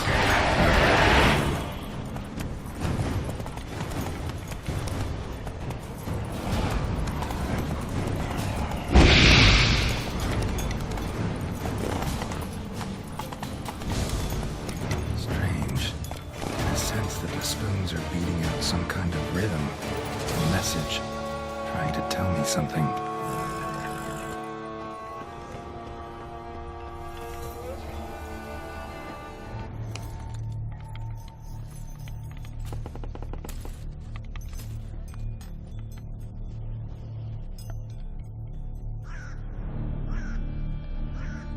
None shall sit and dine with you at your table.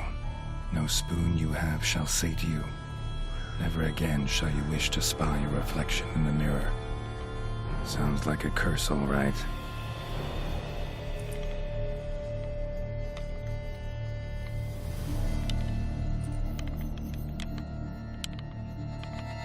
Somebody's clearly obsessed.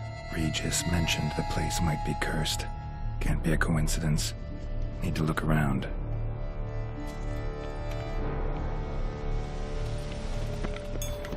A pigsty. Need to search it thoroughly. Find a way to collect some white saliva. White's obsessed. A real collector. Thoroughbred.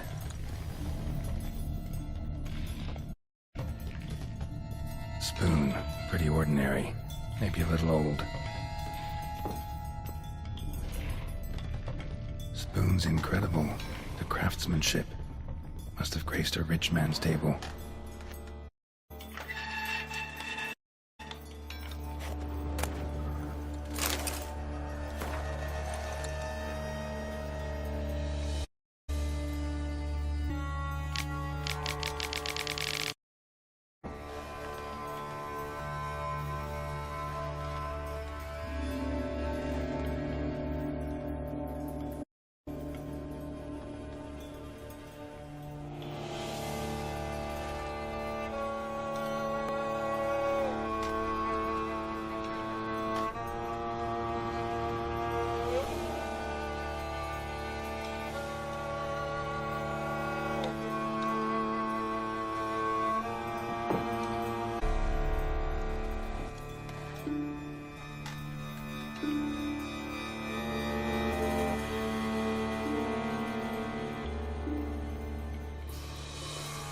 Girl.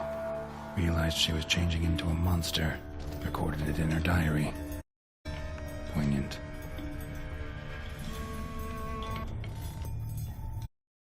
No spoon you have shall say to you. Whatever lives here treated that literally. Still searching for the right spoon.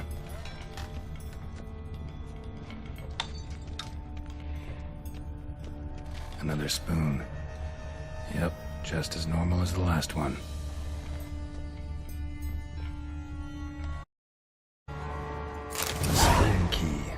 Sophisticated crafting. Tag bears a description. White's a true collector. White's obsessed. Thoroughbred. Skeletons. Doubt they came here willingly. This have anything to do with the curse? None shall sit and dine with you at your table. It'd make sense. Right arm bit right off. Teeth on neck. Indentation in the skull's lateral surface. In the head with something heavy. No claw or fang marks. Probably choked to death. Woman's name scratched into this wooden spoon. Romantic.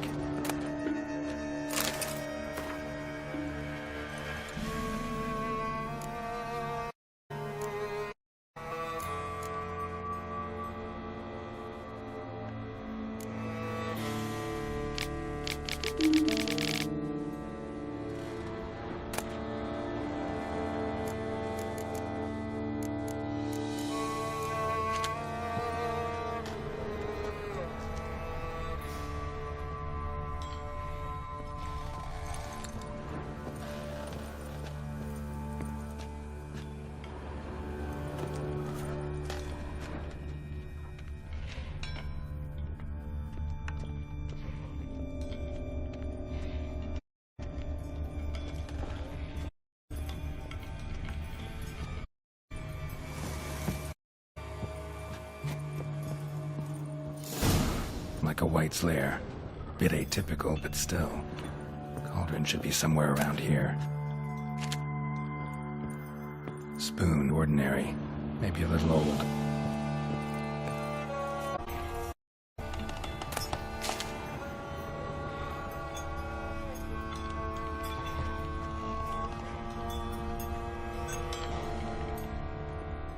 Another spoon.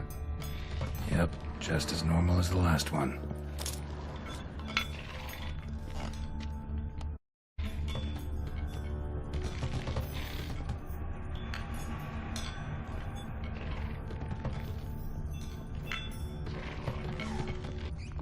White's obsessed. A real collector. Thorough. Thousands of them here. White's been a collector for... Spoon. Pretty. Maybe a little old.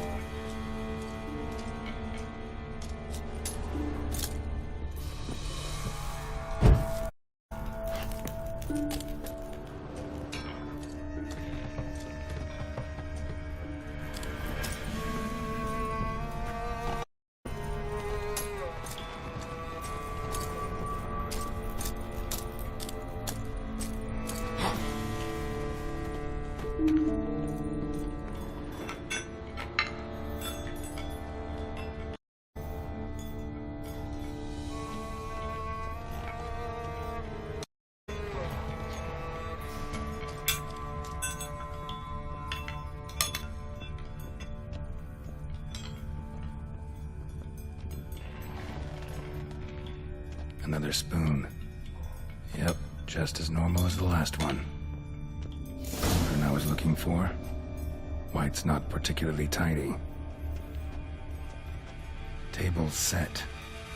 White, who lives here, is getting ready for some sort of feast. White that lives here, definitely afflicted by a curse, and it's been trying desperately to lift it. Cauldron is empty, unfortunately. Regis needs some brew. Afraid he won't get that. No choice but to hide and wait for the saliva glands and their bearer. Need a spot that'll let me observe the cauldron.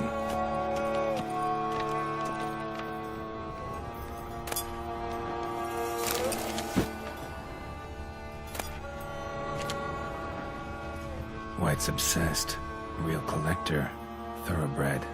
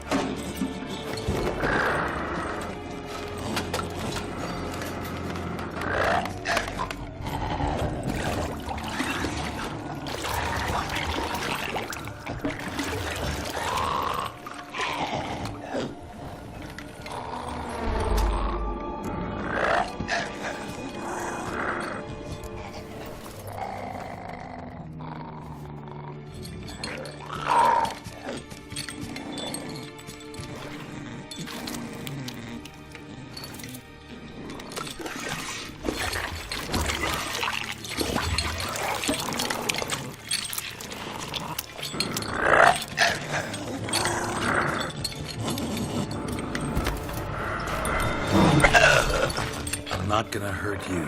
Wanna help? I've seen the words of the curse on the walls. Think I know how to lift it.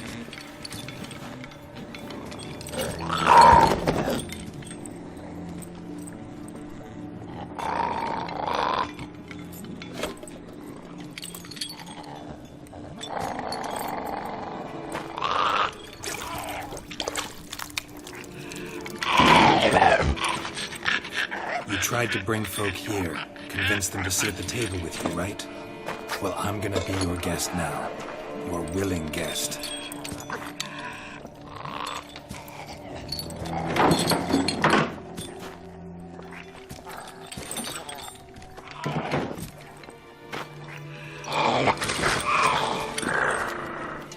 Just need a bit for Regis. And now we'll tend to you.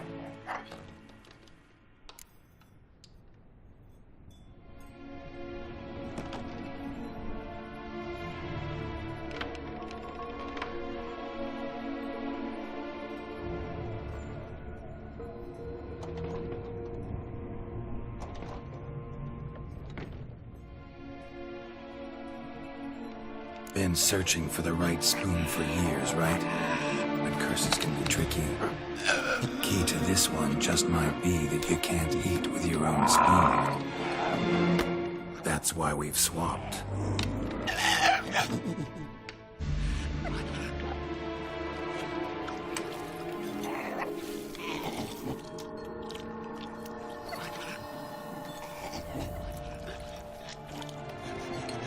This isn't right.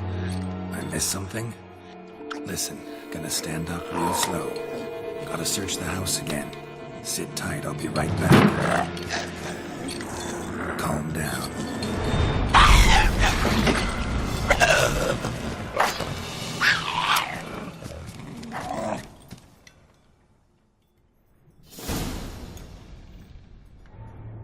Damn it, didn't work. Ate that vile stuff for nothing. Got the brew for Regis at least. Can't do anything for the white though, except cut it down.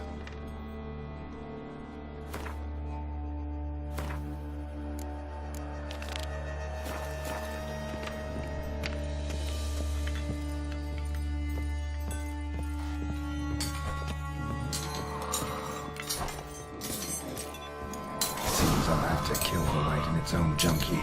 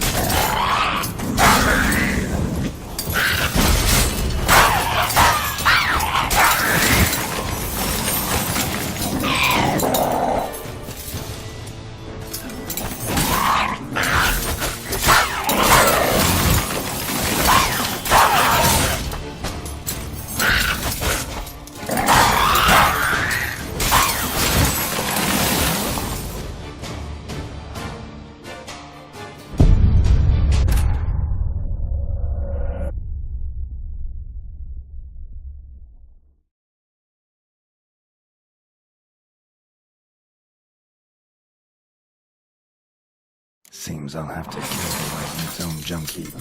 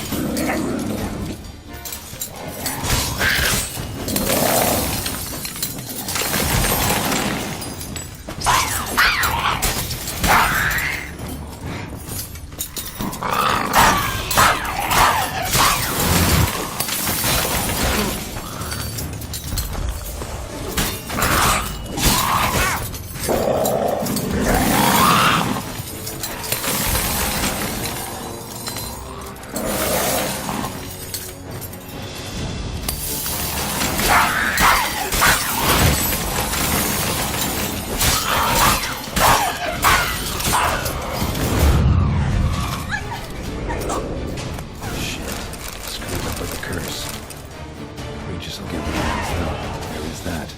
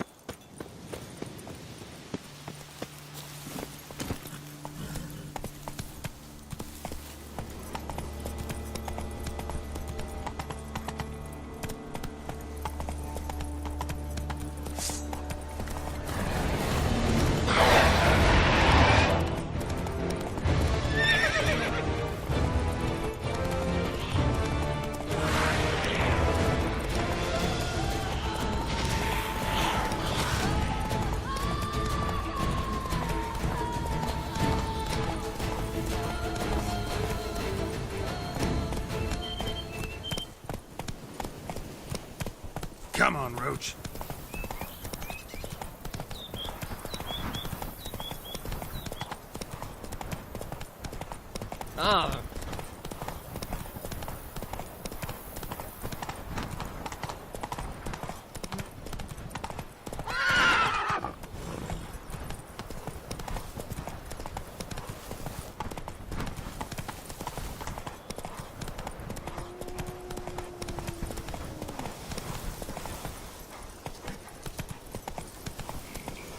Come on.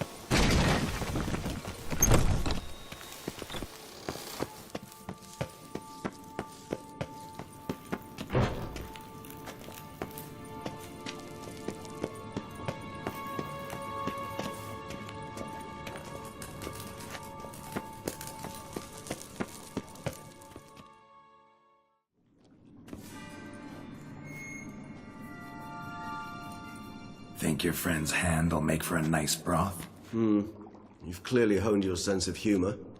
But we are not cannibals, Geralt. I took a fragment of tissue from the hand. It will suffice to prepare some resonance. What did you do with the rest? I cremated it, as our codex commands. A raven told me you'd acquired the necessary ingredient.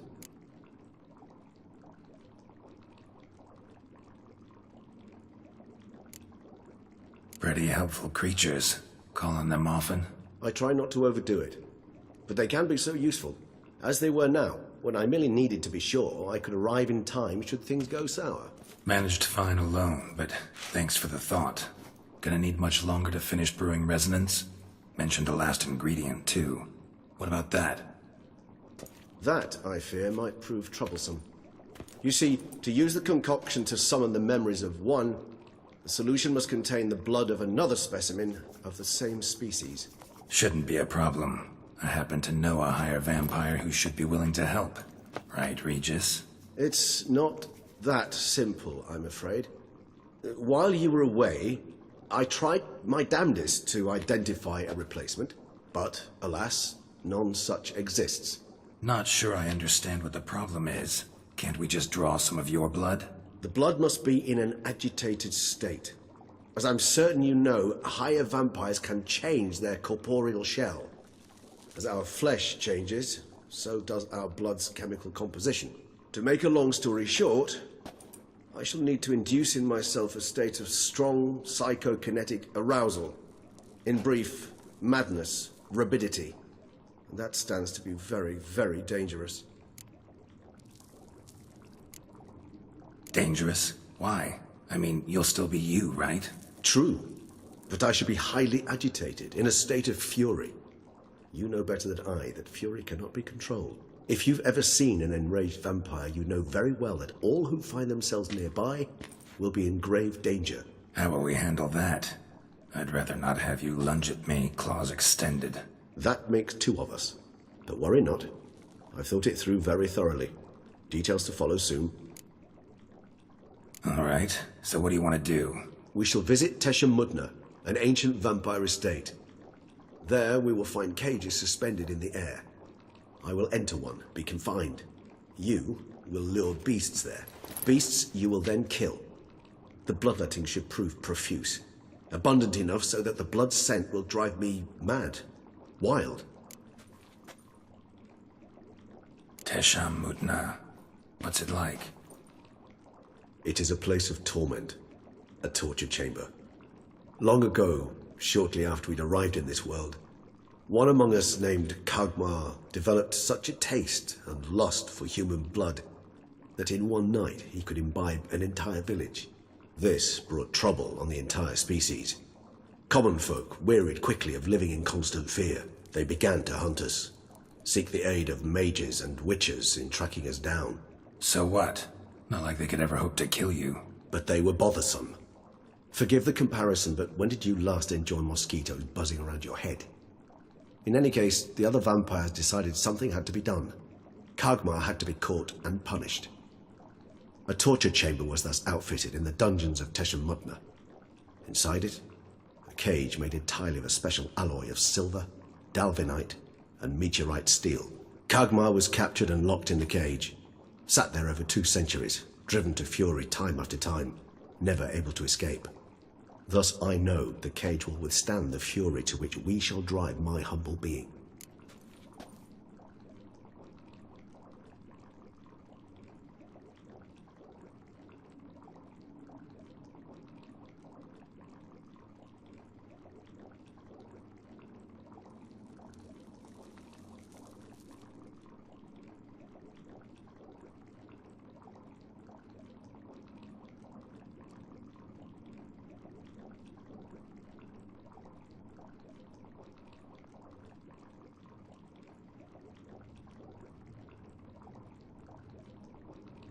See no reason to dawdle.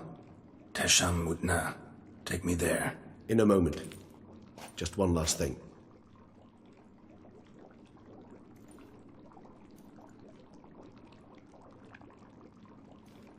What was that? Blood. Oh, the last favor the Raven did me. I've also taken some Sancurium, a solution that sharpens one's sense of smell. 1 drop of blood shall smell like a gallon to me now. You crazy? You're a recovering addict. Your outrage warms my heart, Geralt. But you must remain calm. I have no choice.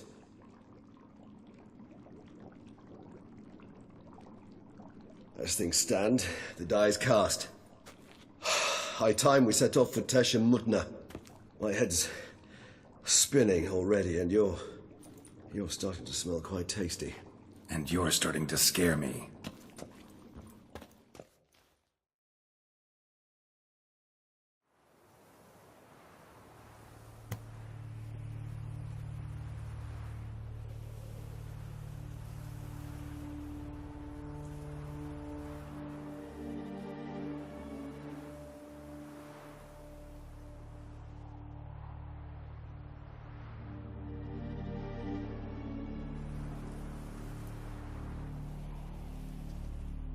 We have arrived. The sacrificial chamber of torture and torment lies underground.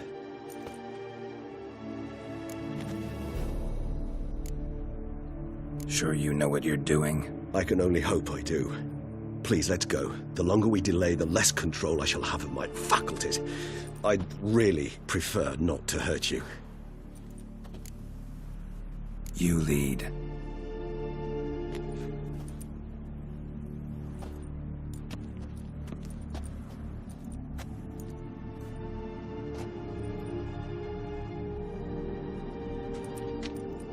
Scurvers must be getting close to their feeding ground. Correct. I told you there'd be danger.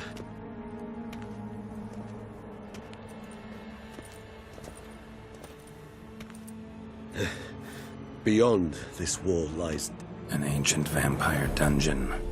Seen a lot of things in my time. Nothing quite like this, though. I feel honored.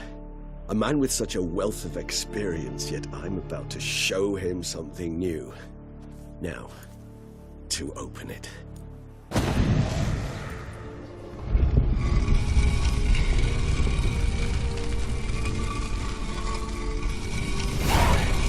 How the hell?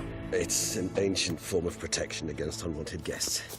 The mechanism which releases the latch reacts only to a higher vampire's blood. Tricky mechanisms, a vampire hideout. Fortified, secured. Must have been important to your species once. Toussaint. It shall always be so. During the conjunction, the gate from our well into this one opened upon this land. This was the first place we saw.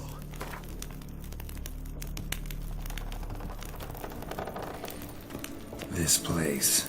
There's evil here. Death hangs in the air. Yes. A great many beings have breathed their last here.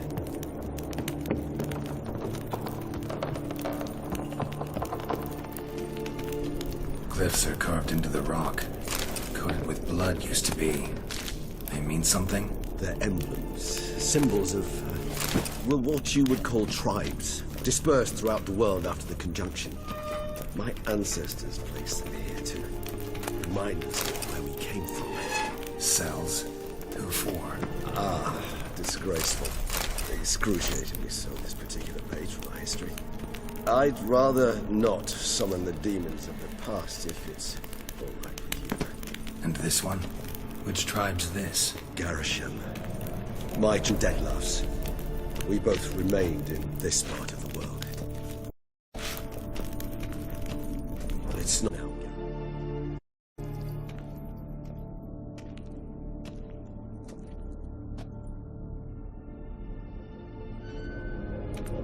Charming place. But what are those cages for? Mentioned one vampire being kept here. Yes, well, you see, humanity something my ancestors were not.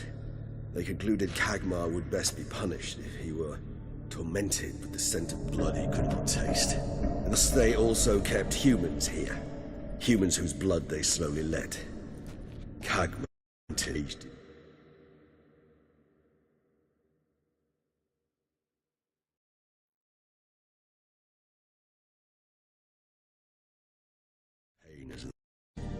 Those humans slowly bled to death.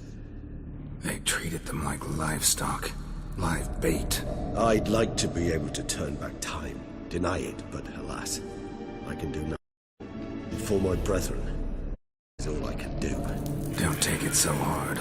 Nothing you could have done about it. Let's get to work. Well, that was awkward. Fine. I prepared the bait. Please be so kind and place it. Ideally at the tunnel entrances. The scent will spread most effectively then.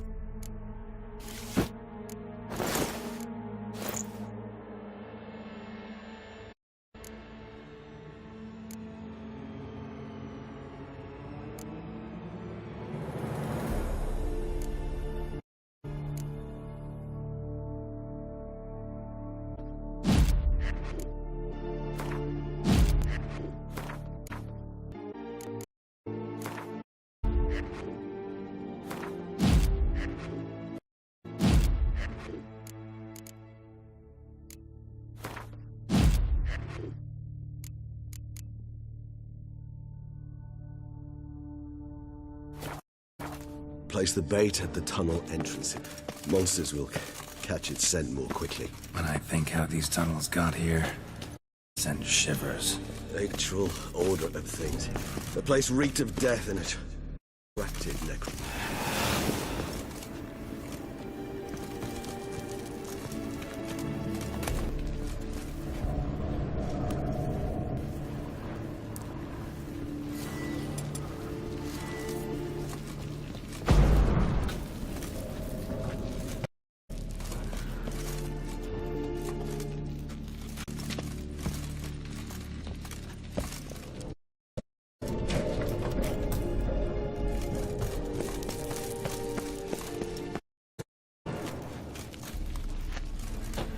Three done. One left. Think this'll work? Certainly hope so. I mean, stench is I wager it carries clear to loading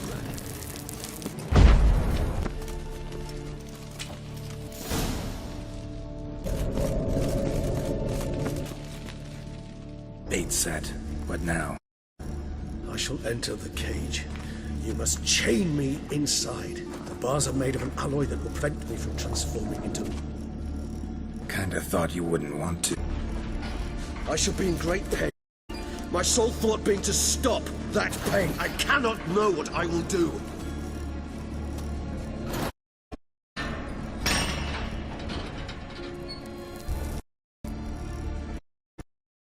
Must hurry. The beasts have caught the scent and also my head. I started spinning.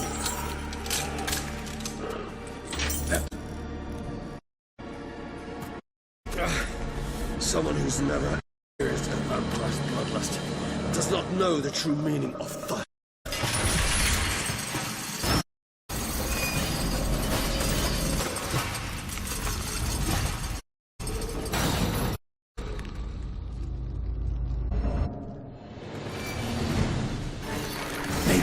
safe word. You know, something you'll say when you can't take it anymore.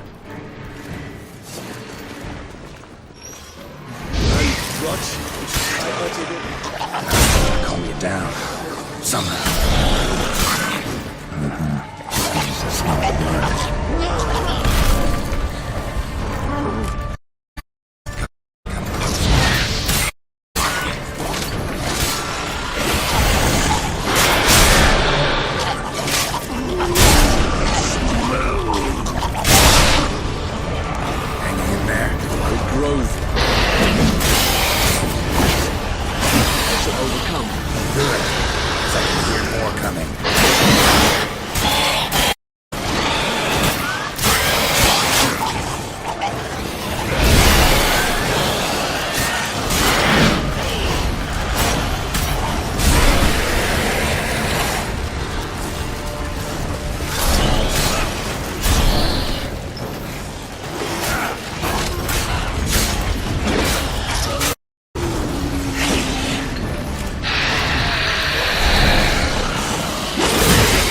Hold on, I'll let you out.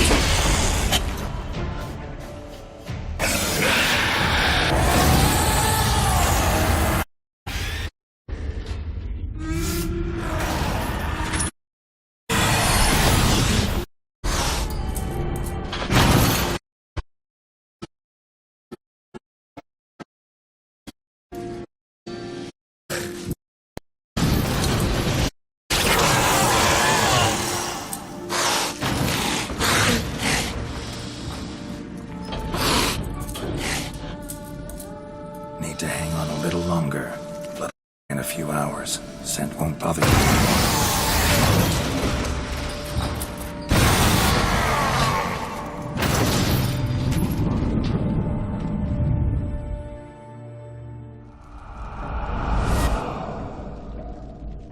Get you out of here. The concoction.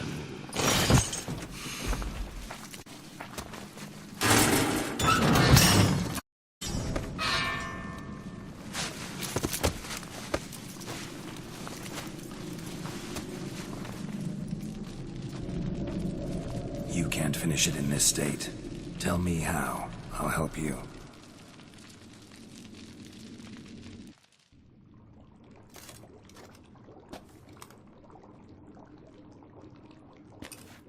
Any better? Far from ideal. And some time must pass before I fully recover. But yes, a bit better, thank you.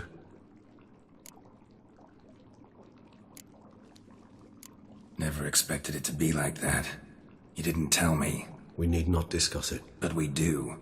'Cause if I'd known you were going to subject yourself to torture... What would you have done? Found Deadloff some other way. I did not wish you to use any other way. Did that occur to you? No, 'cause I thought...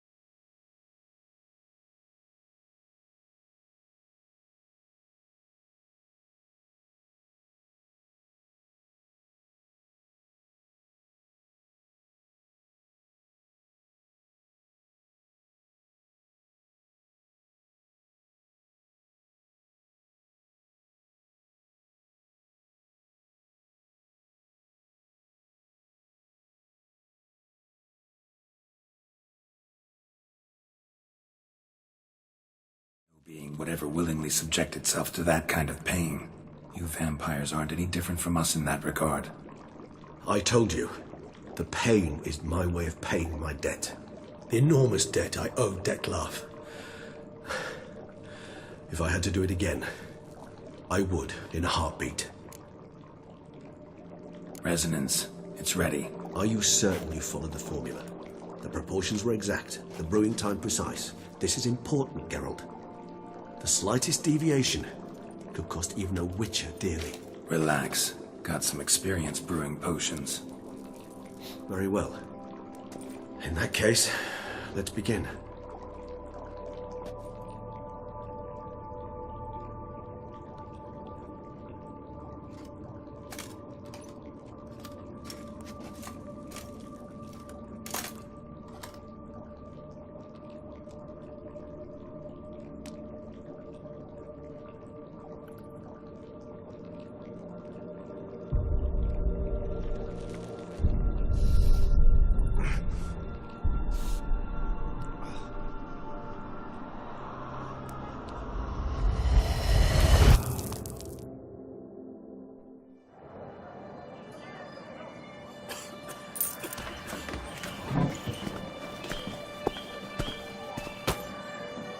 Excuse me. I shall only take a moment. You jumped the queue, sir. But Count, sir, you must understand. I've a meeting. The Count... Sir, you were next. Please, take a seat. This gentleman was here first. Step down or you shall regret it. Ah, fails to realize he was your friend, Count.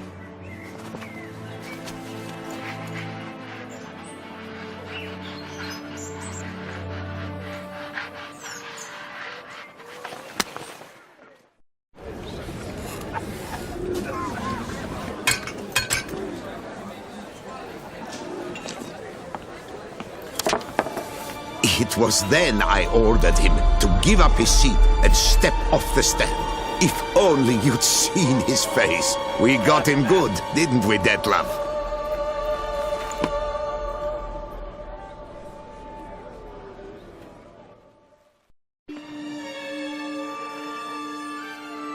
And then Mother insisted we buy the mill. Curious, eh?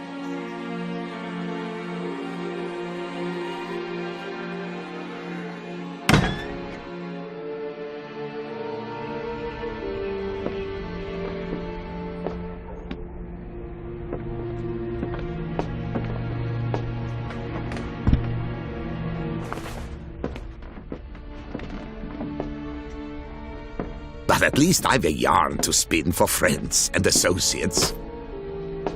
Forgive me. What?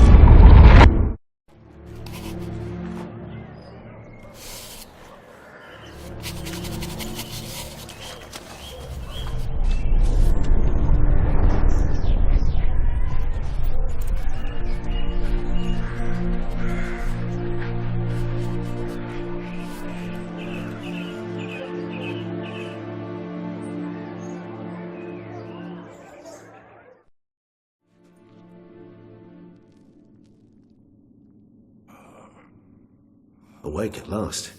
You ride like a squirrel caught in a snare. I'd begun to fear they were death throes, that you'd departed. Sure wasn't pleasant, but it worked. What did you see? Delacroix. His death did not come easy. Seems Dettlaff had made friends with him. Still killed him. Chopped up his corpse. And he was overcome with fury, remorse. Cut off the hand that had committed the murder. Interesting. And entirely unlike the Dettlaff I know. See anything else? Saw a moment. Delacroix did something selfless. Was kind to Detlaff. Guess it could have been the start of their friendship. Why the uncertainty? Nothing extraordinary about it. Normal, everyday situation, really. Visions were supposed to issue from strong emotions. Clearly the situation provoked such emotions in Detlaff. Keep in mind, he did later murder Delacroix. Killing someone who's grown dear to us, it's bound to elicit strong emotion. Vampires are no different in that regard. Did you see anything else? There was something. Showed up twice in the vision. A bootblack stand. Detlaff first met Delacroix there. Went back after the murder, actually. Peculiar. Stand was somewhere in the Port District. And the bootblack acted as if he knew Detlaff. That would be even odder. Perhaps we should have a chat with the lad. Though I would expect no breakthroughs. It's our only lead. I'll go talk to him. Coming with? I shall join you later if it's no trouble. I don't yet feel strong enough to venture out. That's fair. Rest up. Be back as soon as I learn anything.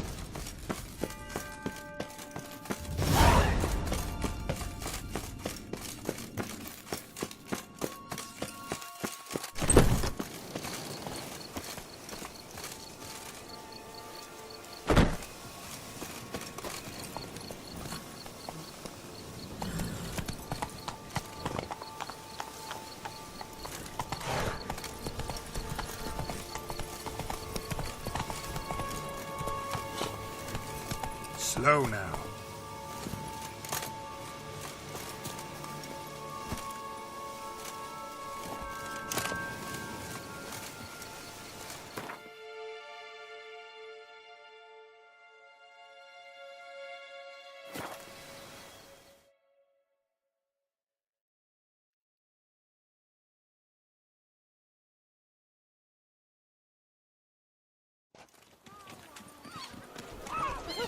What a day.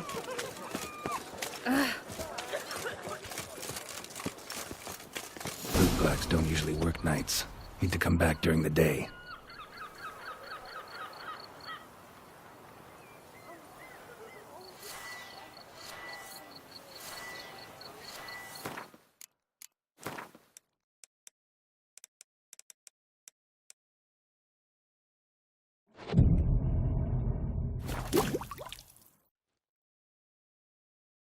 So how would you explain it? Whether it pours for a week or the sun bakes our pates, we've always mud up to our ankles here. You can't blame me for Beauclair's fickle weather. Fickle weather? I've seen you. You empty your chamber pot in front of our shop each morn, so folks will dirty their boots, go to you to get them cleaned. A far-fetched conspiracy theory, sirs. I'll conspire to welt your bum with my belt. Come here. Leave him alone. Just who the spit are you?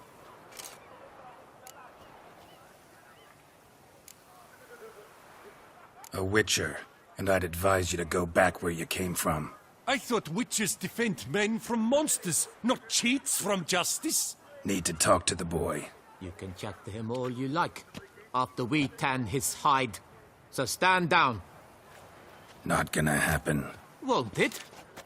Well, then we'll thrash you as well, which is all the same to me. Bad idea. Break your necks! Teach you to help scofflaws and cheats!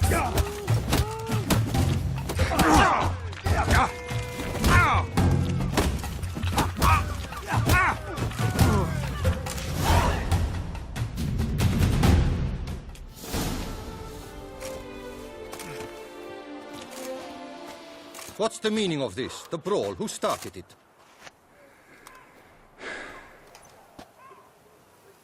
I'm investigating the beast, on the Duchess's orders. Ah, yes. We've heard of you. And these men, what are they doing?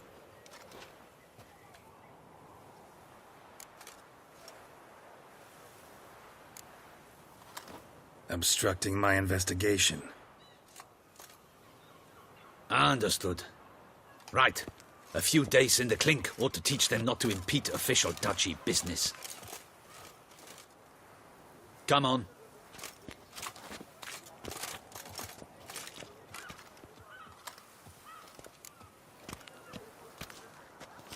You're very good with your fists, sir.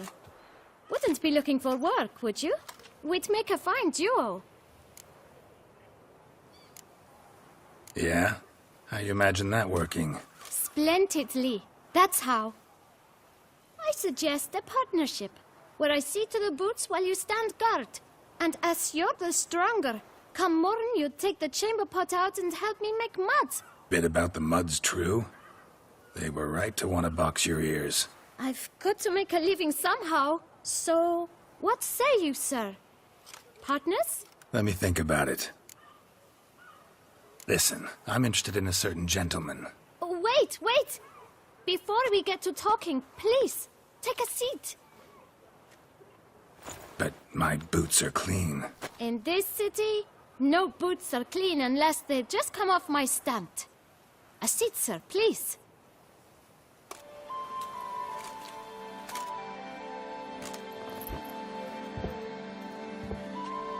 So then, who was it you wanted to ask about? One of your patrons.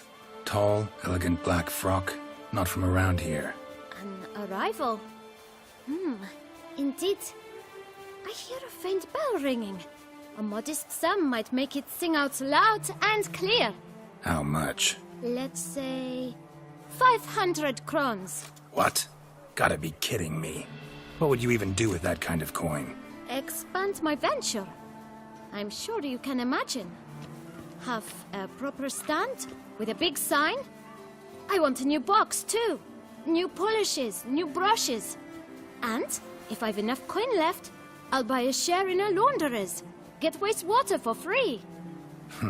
Got it all planned out. I should think so.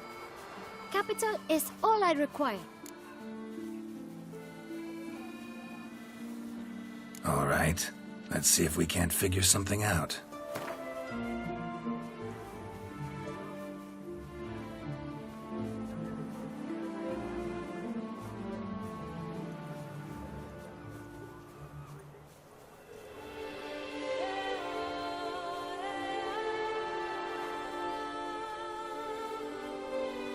That's not even worth the spit I'd need to use to discuss it.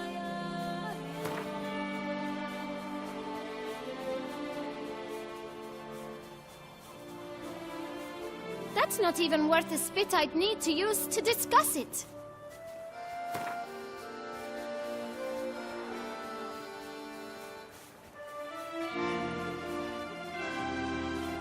Ah, see?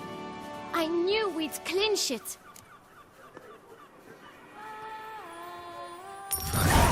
Guess I can agree to that. 1,000 thanks. I shan't forget it. Now to the matter at hand. I know the fellow you seek, though I don't know his name. A steady patron, gets his boots cleaned every few days. He's very good to me. Always pays me a premium. Know where I might find him? No, but you could wait here. Perhaps he'll stop by. Don't have the time for that. Sure you don't know where to find him? Or maybe notice which direction he came from? When I clean boots, sir, I do not look up to see where folk come from. I clean. It seems you're having a rough go of it. Oh, you're here. Feeling better? I am, thank you. The local necropolis. The air does wonders for me. Now, if I might intercede, I dare say I've the right question to ask. Young man, you see this vial? One drop added to your boot polish will help you wipe even the most encrusted boot clean as the dome of St. Lebioda's Cathedral. With it, you will serve 3 times as many patrons at a fraction of the effort, and piles more coin. I'm prepared to give you this vial if you tell me where the man we seek lives. But you won't hurt him, will you?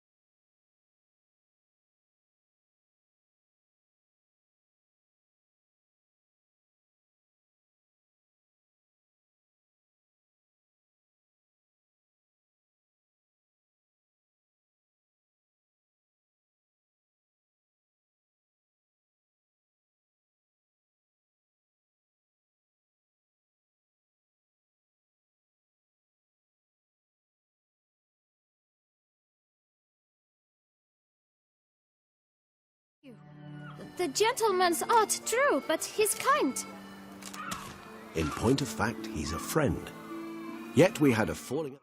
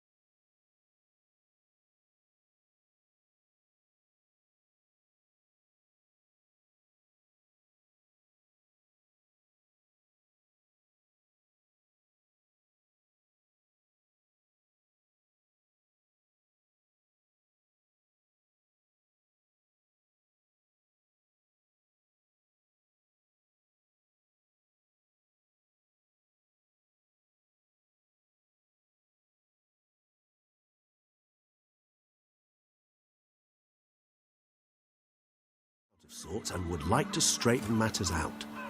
I leave his boots at the door of a house near the port. The door is red, but I do not know if the gentleman lives there. Worth checking. Might happen on a lead. Would you let me scrape the dirt off your kickers before you go? With all due respect, sirs, your boots could stand a cleaning. Thank you. Perhaps later.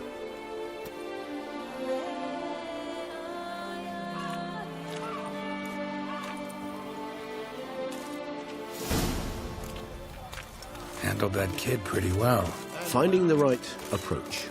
That's the trick to dealing with children. Yeah, saw that. Meaning, the right thing to bribe them with.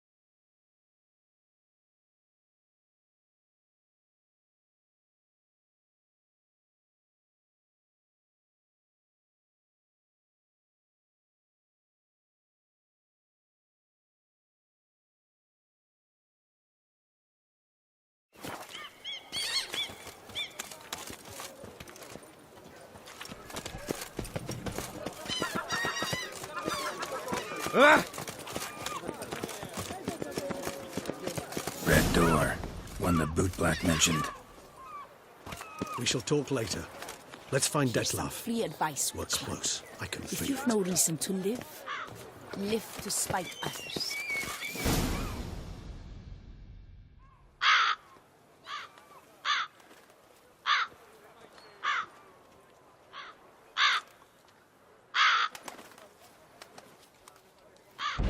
Won't budge. Gotta break it down. You might just as well stand out in the street, pound on a drum and holler, Detlef, I'm coming for you. A bit more finesse, I implore you.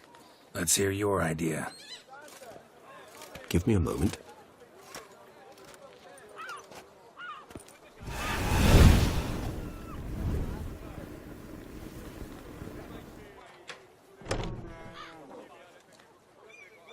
Nice.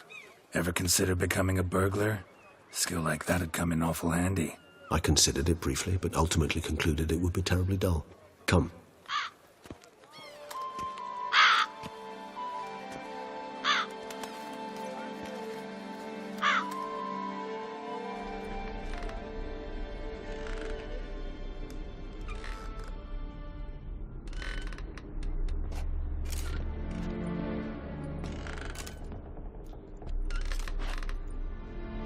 He here?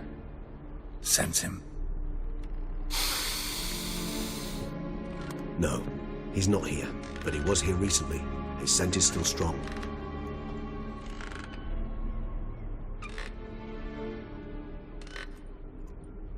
Let's look around.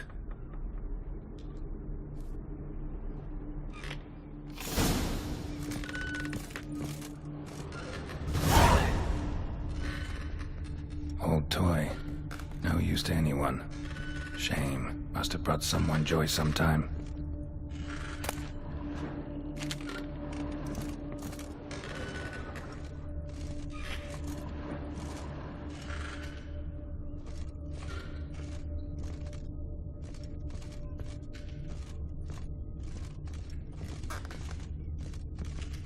Attic. Let's go.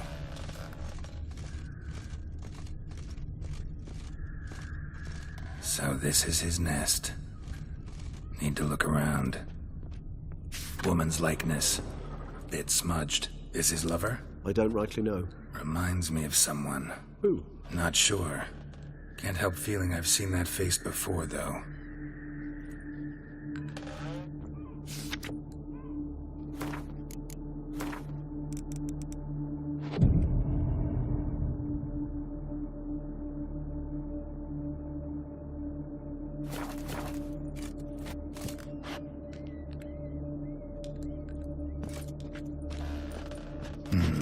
Some this recently.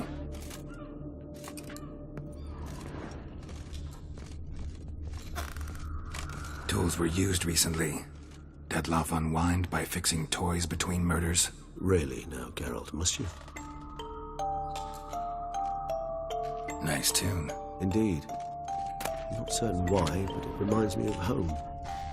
Our true home from before the conjunction of spheres.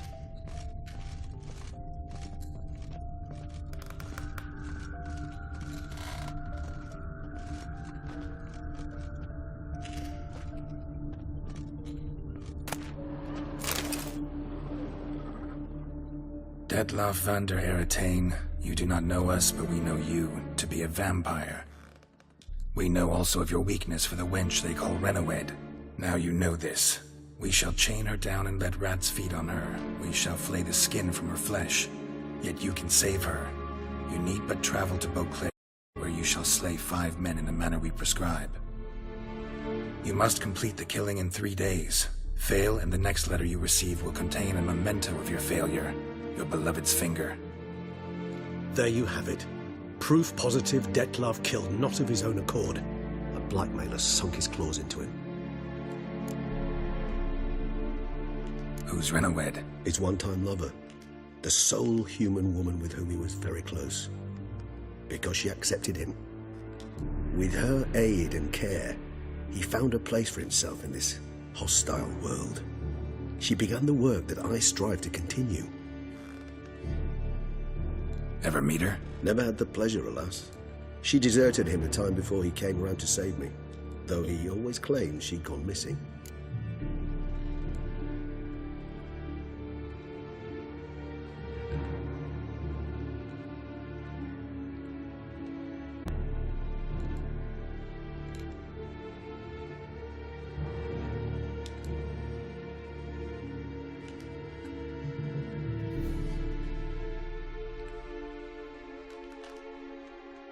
Take it you have your doubts. I know humans better than he does. Their capacity to be disloyal, dishonest. I also know she took her things. Not something one associates with the kidnapped, or those who disappear against their will. I'll save you the trouble of asking. No, I don't know why she left. I can, however, hazard a guess that Detlef grew angry one day, showed another, more monstrous side. Detlef's anger could frighten anyone off, though most who see it get no chance to flee. Detlef have trouble letting go, accepting that she'd left him? Is that so hard to believe? Do you know no humans who've struggled with just such a thing? And Detlef is so much more emotional than most humans. Not only was she his beloved, his lover, his mate, she was a member of his pack. And one never leaves one's pack voluntarily.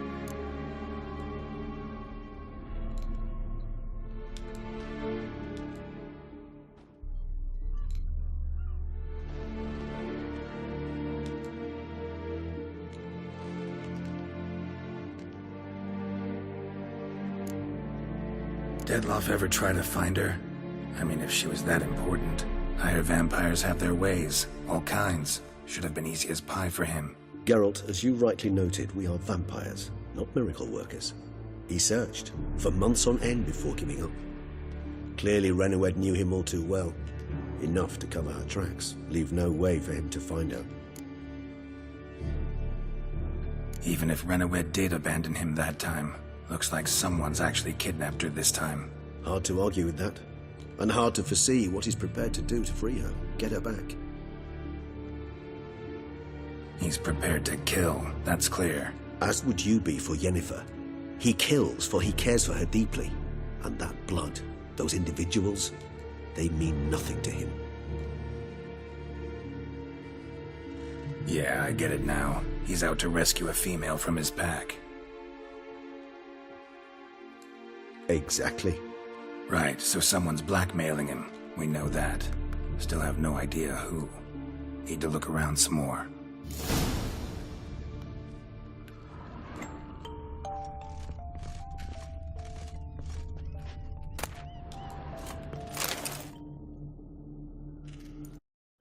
Look, slips of paper, name on each. Count Crespi, Count Dulac, Milton de Peyrac-Peyrin, Count Delacroix. Detlef's victims, one and all. But that's not his hand. Must have come from whoever wrote the letter. All of it written using the same ink.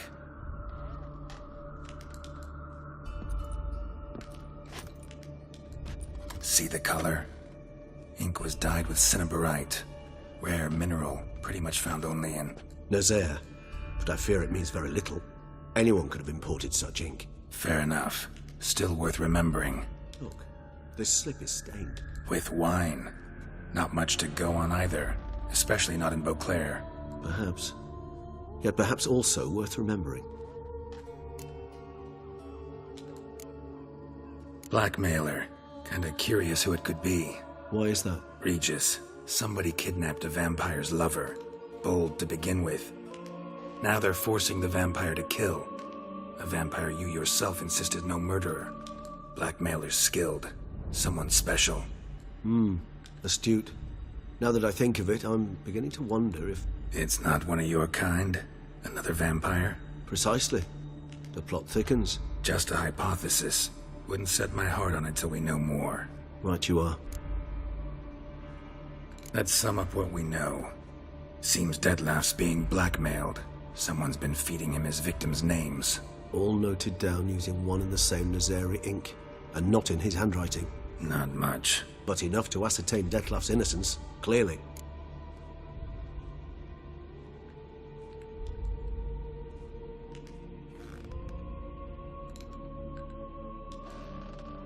Actually, it is. Detlof's being manipulated. Some lunatics turned him into a tool, making him kill. So it would seem. But this illuminates a path of action for us. We must find Renowed, render the blackmail senseless. The lunatic or ticks will thus lose hold on Detlof. That's one idea. Could be worth a shot. But what about Detlof? He gonna go on killing while I'm out searching for his lover? He will not. I shall convince him to stay his hand. Assure him you're a friend seeking to help.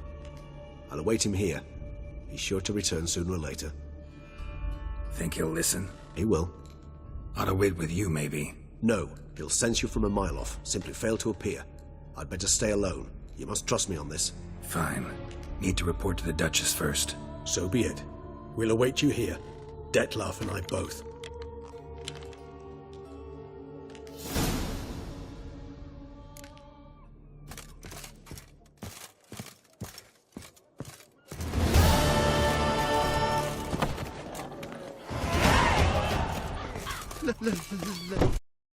Let me live. Oh!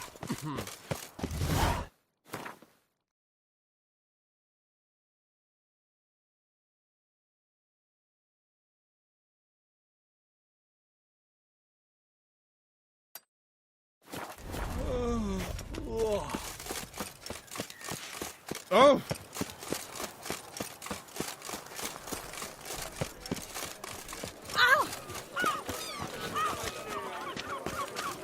Ah!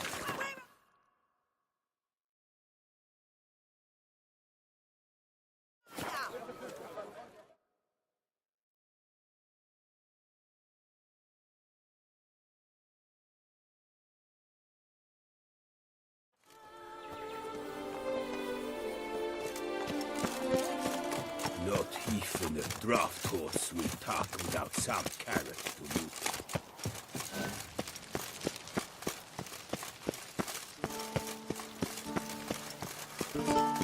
Your Grace, Palace is secure.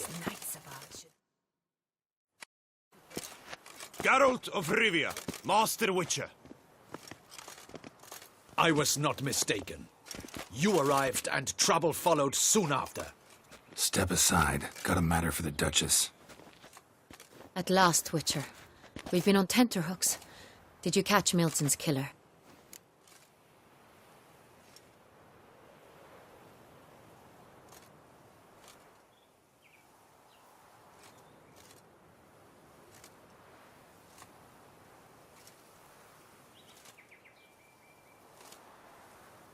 Found the beast of Beauclair.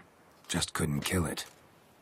We sent you after a monster, and you return with nothing? We are very disappointed. Situation's not quite that simple. Beast's a powerful vampire. Is this a problem? Is it too much for a witcher? A monster slayer? But everyone knows how to end a vampire. Draw him by trick into sunlight. Or arm yourself with ample garlic and drive a stake through its heart. Garlic's useless against vampires. Sun and stakes don't hurt him either. Those methods, pure invention. Only work in legends and fables. And buckthorn? When I was a child, Grandmama Ademarta always claimed buckthorn drives off vampires. Silver sword's your best option for keeping them at bay. But it won't get the job done, because only a higher vampire can truly kill another of its kind. Excuses. Ha! Your Grace, I shall assemble a battue. Bring the matter to its end at once. The Witcher need but tell us where to find this monster.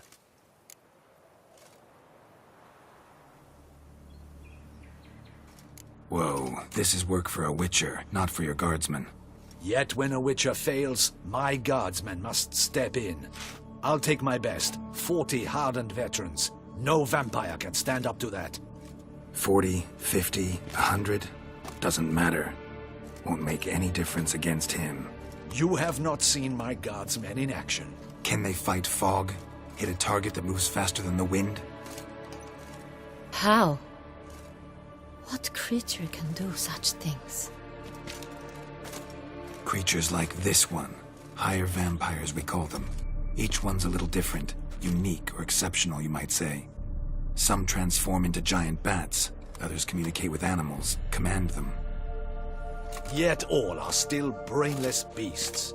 Dead wrong. Thinking of lesser vampires. Alps, Ekamaras, Catechans, for instance.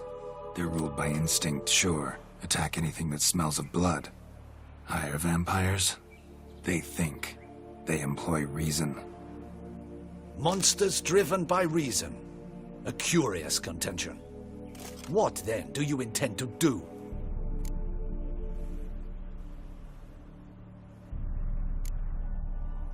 It's way beyond being some monster. This is a powerful being that's walked the world for centuries. Tja, impossible. If so great is their power, why have they not killed or enslaved us all? Don't usually meddle in our matters. Mostly stay out of our way because they don't care about humans one way or the other. And they do not fear we shall wipe them out one day. They'd probably be pretty amused if you asked them that. They're well aware of their strength. Then what can we do? Do you have a plan? Try to talk to him. That's our best bet. I cannot believe this. Her Grace summons a witcher to kill a monster. Instead, he wishes to chat with it. Ha. Know what I'm doing. His lover was kidnapped. He's being blackmailed. Blackmailed? Be so kind as to explain how a vampire might be blackmailed. Higher vampires? They're like us, motivated by emotions, not instinct. Not only are they intelligent to an extreme, they're emotionally rich, capable of feeling many things, even love. This one fell in love with a woman, a human, and he'll do anything to keep her from harm. You do not, I trust, suggest we let Milton's killer go free, or wait until it murders again. We must render it harmless as quickly as possible.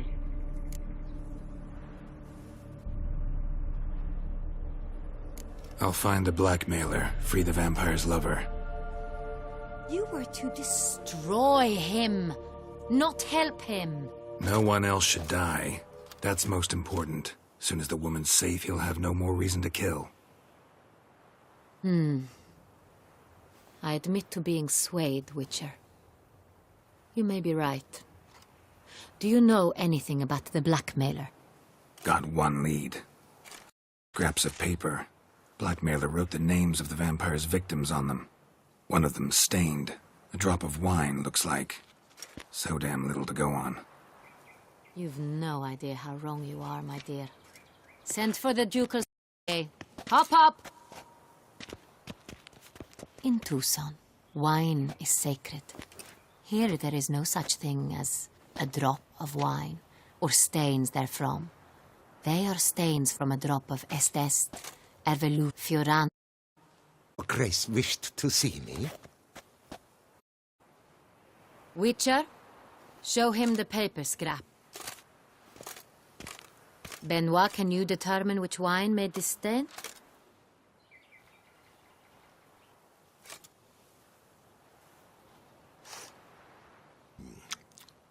Yes. The west bank of the Saint Tour. That's rather obvious. Aged in barrels of Beauclair oak. Hue deeper. Clarity high. It's simple. Saint Real. The 1269 fin. That's impossible. Wine is produced at Castel Ravello, especially and exclusively for the ducal table. Perhaps some Saint Real was stolen. We must go to the vineyard, see if there's not been an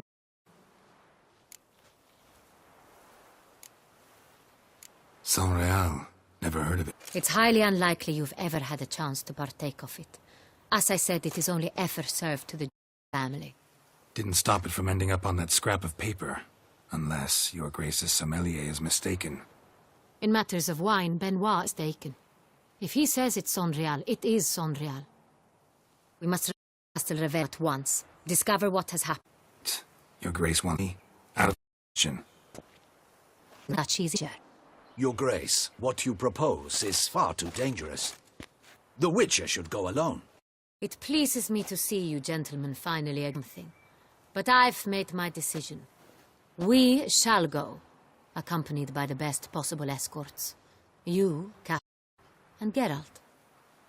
We will travel incognito. We've no wish to give the court any reason to gossip.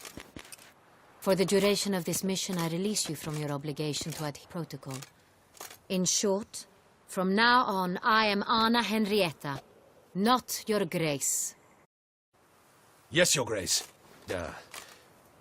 Witcher, are you ready? Yeah, ready to go. Excellent. Give me a moment. I must don something more appropriate and concealing. Then we will...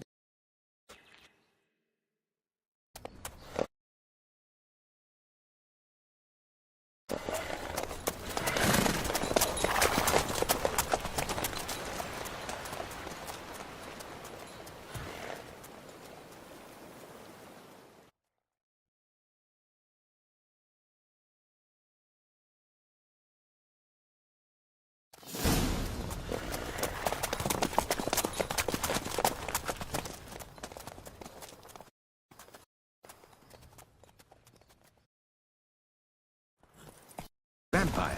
Have you ever faced its sort before? I have. How did it end? Did you kill it? Didn't have to fight him. Hadn't killed anyone. Have you ever heard of anyone defeating such a vampire? Know of a man who defeated one, but he didn't manage to kill it. Ultimately, only another vampire can kill a vampire.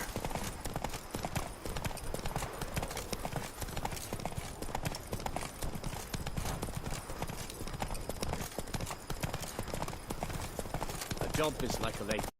You can always get a new one.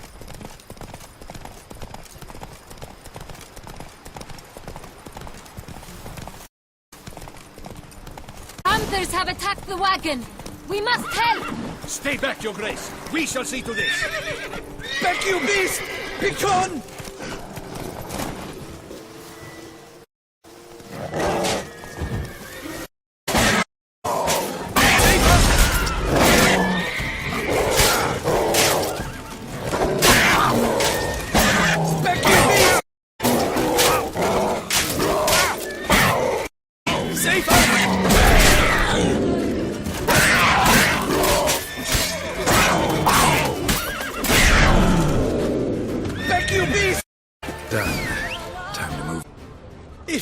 If not for you, we'd have been done for. They were fortunate Thank you. happened You by. saved our lives. Hey!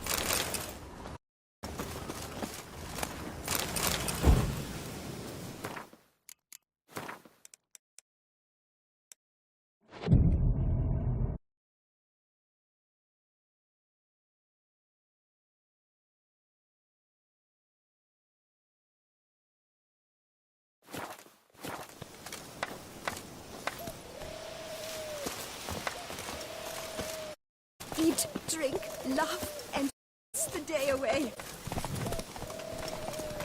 Come on.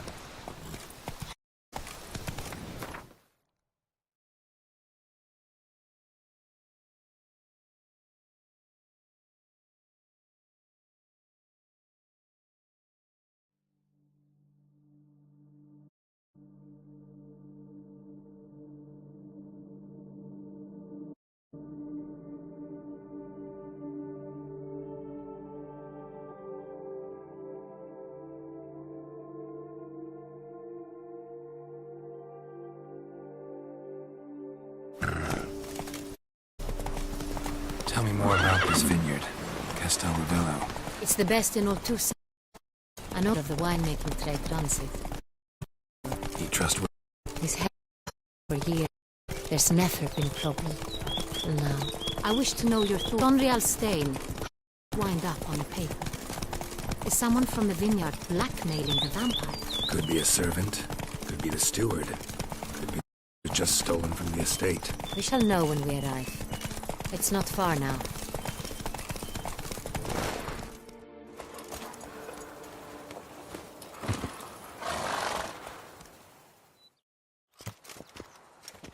Captain de la Tour, we did not expect any visitors from the palace. How are affairs at court? Doubtless you've heard of the Beast of Beauclair. Well, we've our hands full. Especially since the rogue last attacked in the palace gardens. I trust her illustriousness was not harmed. Kind of you to ask, Master Fabricio. I am well, Your Grace? We were not warned. I shall order the salon prepared at once. That won't be. As you can see, we are not here on an official visit. Naturally. Might I ask then what has brought you to Castel Ravello?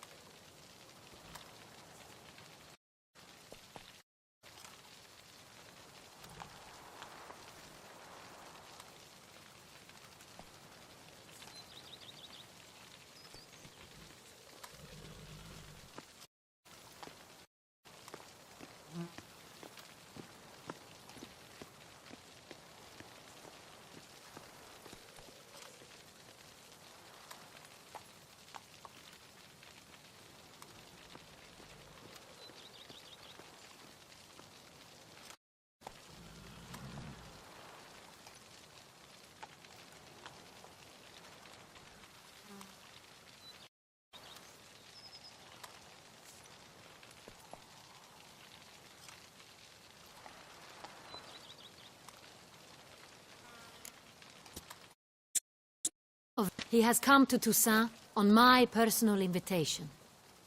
Which is to say, I expect you to treat him with the utmost respect. Of course, Your Grace. Did you hear that, Witcher? Fabrizio will be delighted to answer your every question. Want to talk about San Real? I am at your service. This San Real, how many vineyards to make the wine all alone? At least a dozen others work here. I see you've little notion how wine is made. Grapes travel a long road before they become San Real. The workers assist me only to the stage of fermentation. I see to the maceration personally and let no one near the fat. Workers, again, assist me during barreling, but then I seal the aging barrels myself, each and every one. The wine lies in the cellar. Character. Once this process is complete, it becomes San Real. And as it happens, only I have the key to the cellar in question.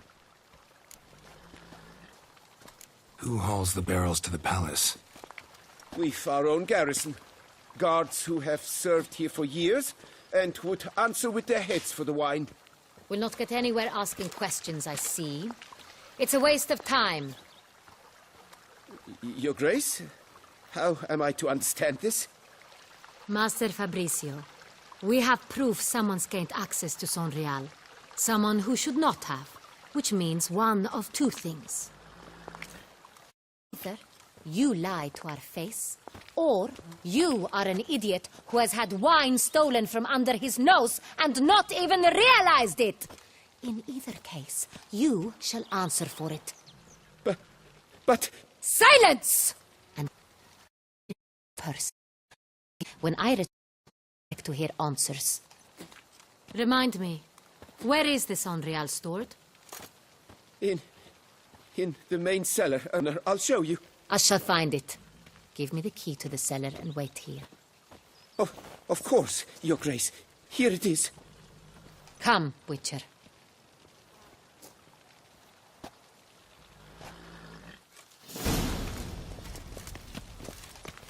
We shall wait here, Master Fabrizio. What if Fabricio's blackmailing the vampire? Considered that? He has his flaws, but I would never suspect him of such a thing. He's been very loyal. He owes all he has to me. His father frittered away the family fortune. He left his son an encyclopedic knowledge of wine. That is all. Fabricio lived as a beggar until I appointed him steward of Castel Ravello. Only then did he come into his own.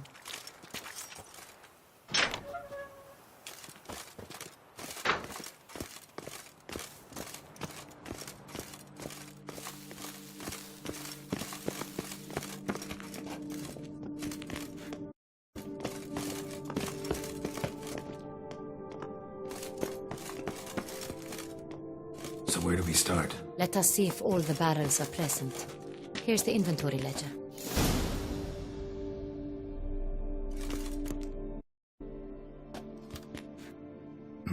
Vintner's log. Fermentation completed with no complications. Tapped above sediment line. Here it is. Barreling. Everything lines up at first glance. Neatly and thoroughly documented. Then we must follow our other lead. Benoit said the stain came from the 1269 vintage.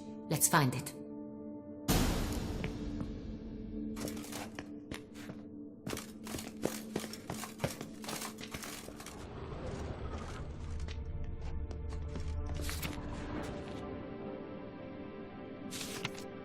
Got Pomino over here.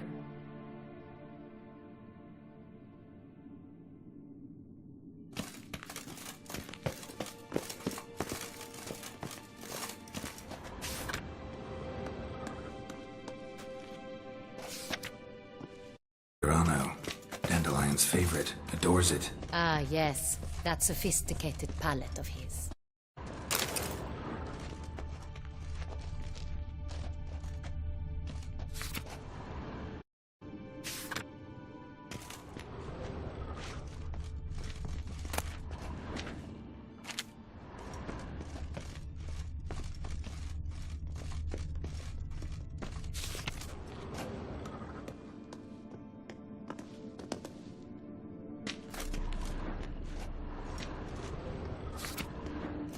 Est. Think everyone and their mother's heard of this wine. Among the best in the world. Castel Ravello is famous for it.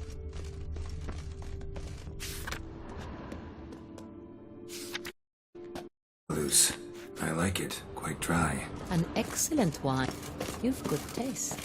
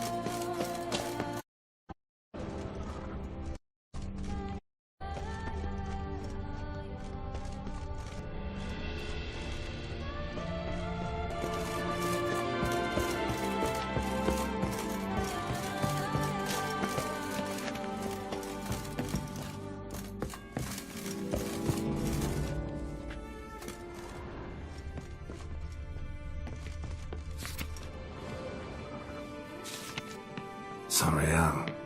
1270 vintage.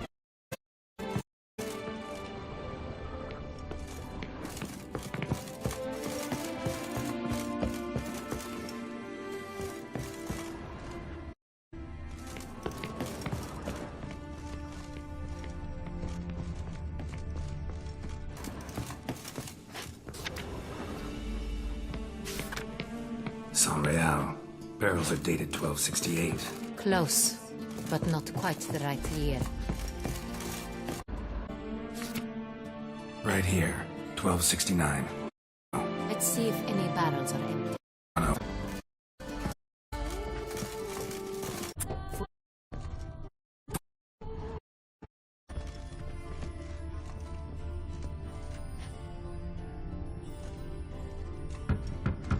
This one's full.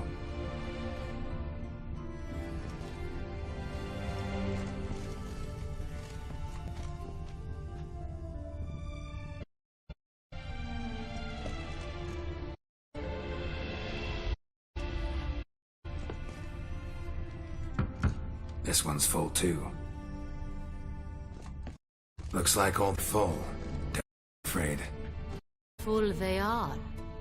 The question is, are they full of Sonreal? Grab a tap and a hammer. We shall open them one by one and taste.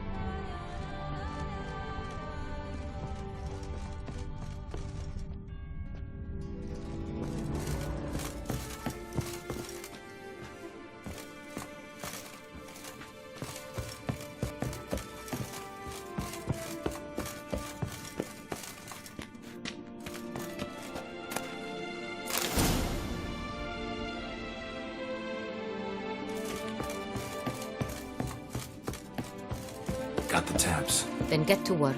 Let's broach those barrels.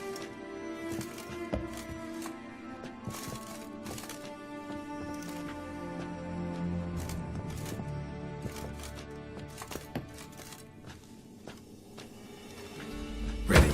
Step aside.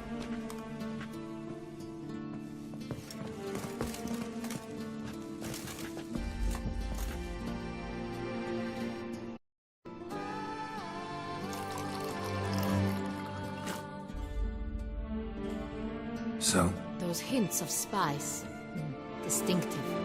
This is Sonreal.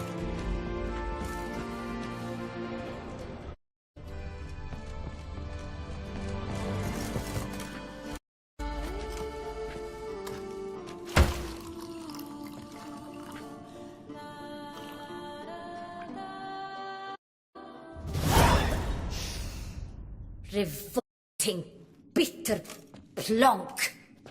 Could have gone sour while aging. Impossible. This is not wine. Contaminated refuse that should never have made it into a barrel. The fact that it did was no accident, I'm sure. Master Fabricio. Let's see what he has to say about it.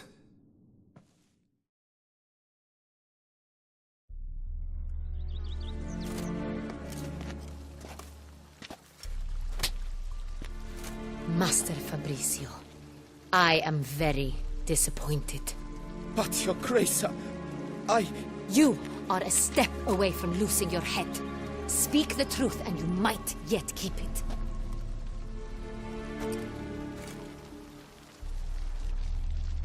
I admit it. I sold a barrel of Sonreal.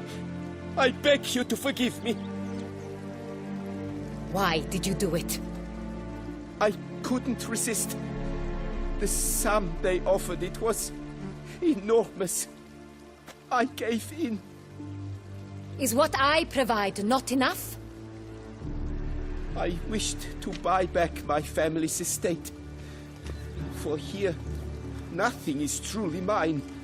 I've a roof over my head, ample food to eat, but what is a nobleman without land of his own? I shall tell you everything, if you agree to show me mercy.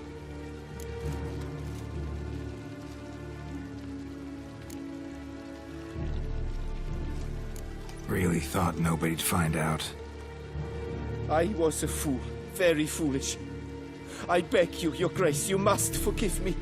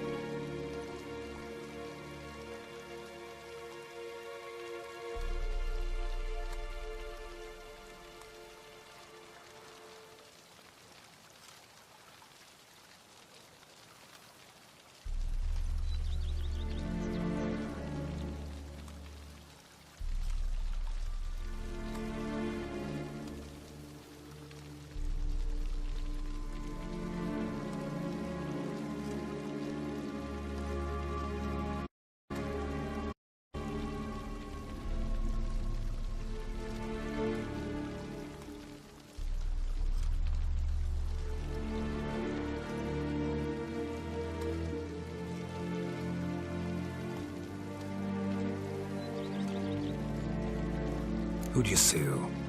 A few weeks past at the pheasantry, a rich nobleman approached me.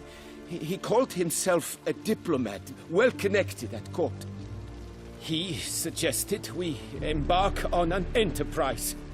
Some of his clients had offered dizzying sums for even a drop of Sonreal. He was to serve as intermediary. This man's name? He never revealed it. He was tall, black-haired, and spoke with a foreign lilt. He claimed to hail from Sintra. I've no Sintrin aristocrat at court. Wine itself. How'd you hand it over? We met under the cover of darkness in the ruins of Fort Astre. A dozen or so men came to collect. Armed men. The kind that stink of trouble. I had hauled the barrel there. They transferred it to their cart, and we went our separate ways. That's it? At the last you ever saw of them? That is to say, a few days passed. A messenger arrived. He said they wished to buy another barrel, and, well, I've prepared it. Have it ready to deliver. That's enough. Know all we need to know. Your Grace, I beg your forgiveness. Get out of my sight. Captain, have your men take Master Fabrizio to the dungeon. He must answer for his crime. High treason the charge. What now, Witcher? We set a trap. Need to catch the wine thieves. Sintrian Noble could be our blackmailer. Next, transport. I'll take it to Fort Astra. Damien and his soldiers will cover me. For once, I agree with you. We will do as you say. Let me know when you are ready. See no reason to wait. Let's get going. We will set out now. Position ourselves before you arrive. You'll take the cart and meet us there. Fine. When the handoff begins, watch for my signal.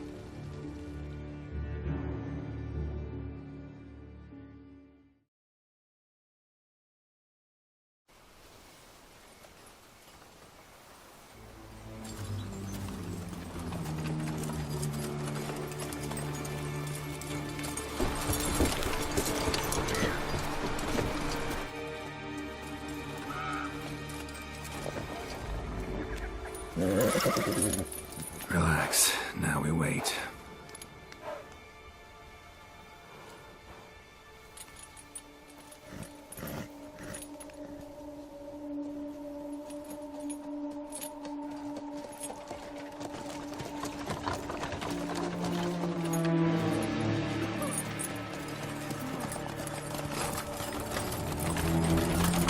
Ah, our favorite vintner.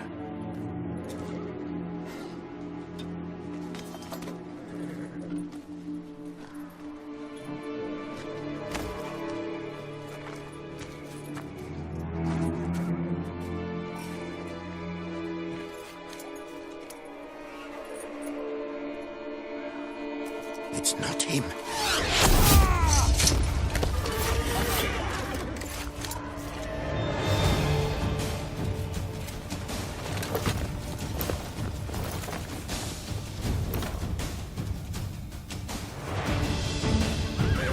I know that not just we're going to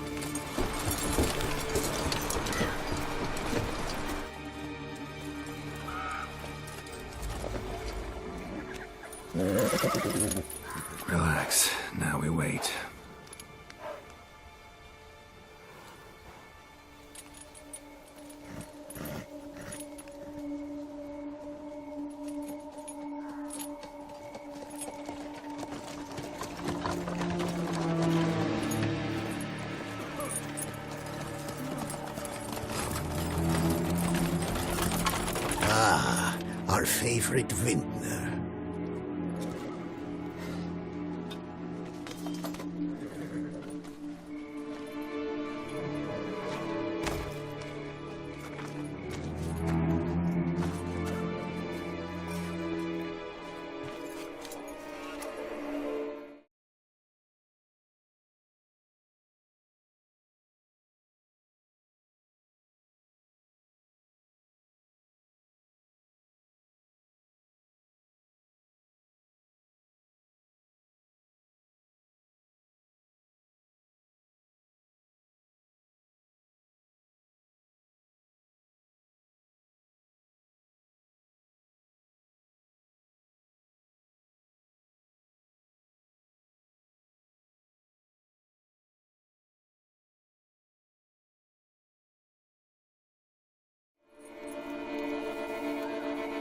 It's not him.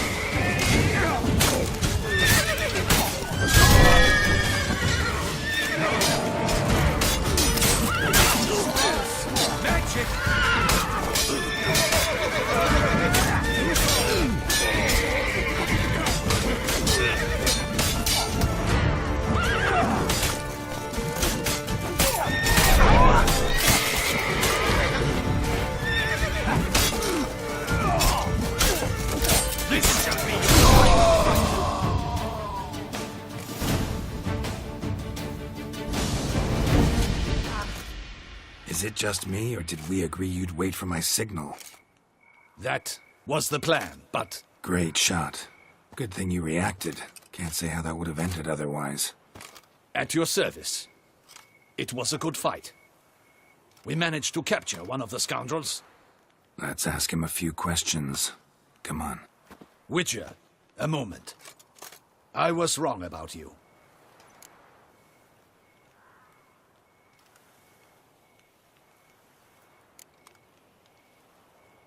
Don't need to like each other. Just gotta do our jobs. If that's how you wish to treat it. At any rate, I see the effort you put forth. And I appreciate it. Let us go to her grace. She awaits nearby.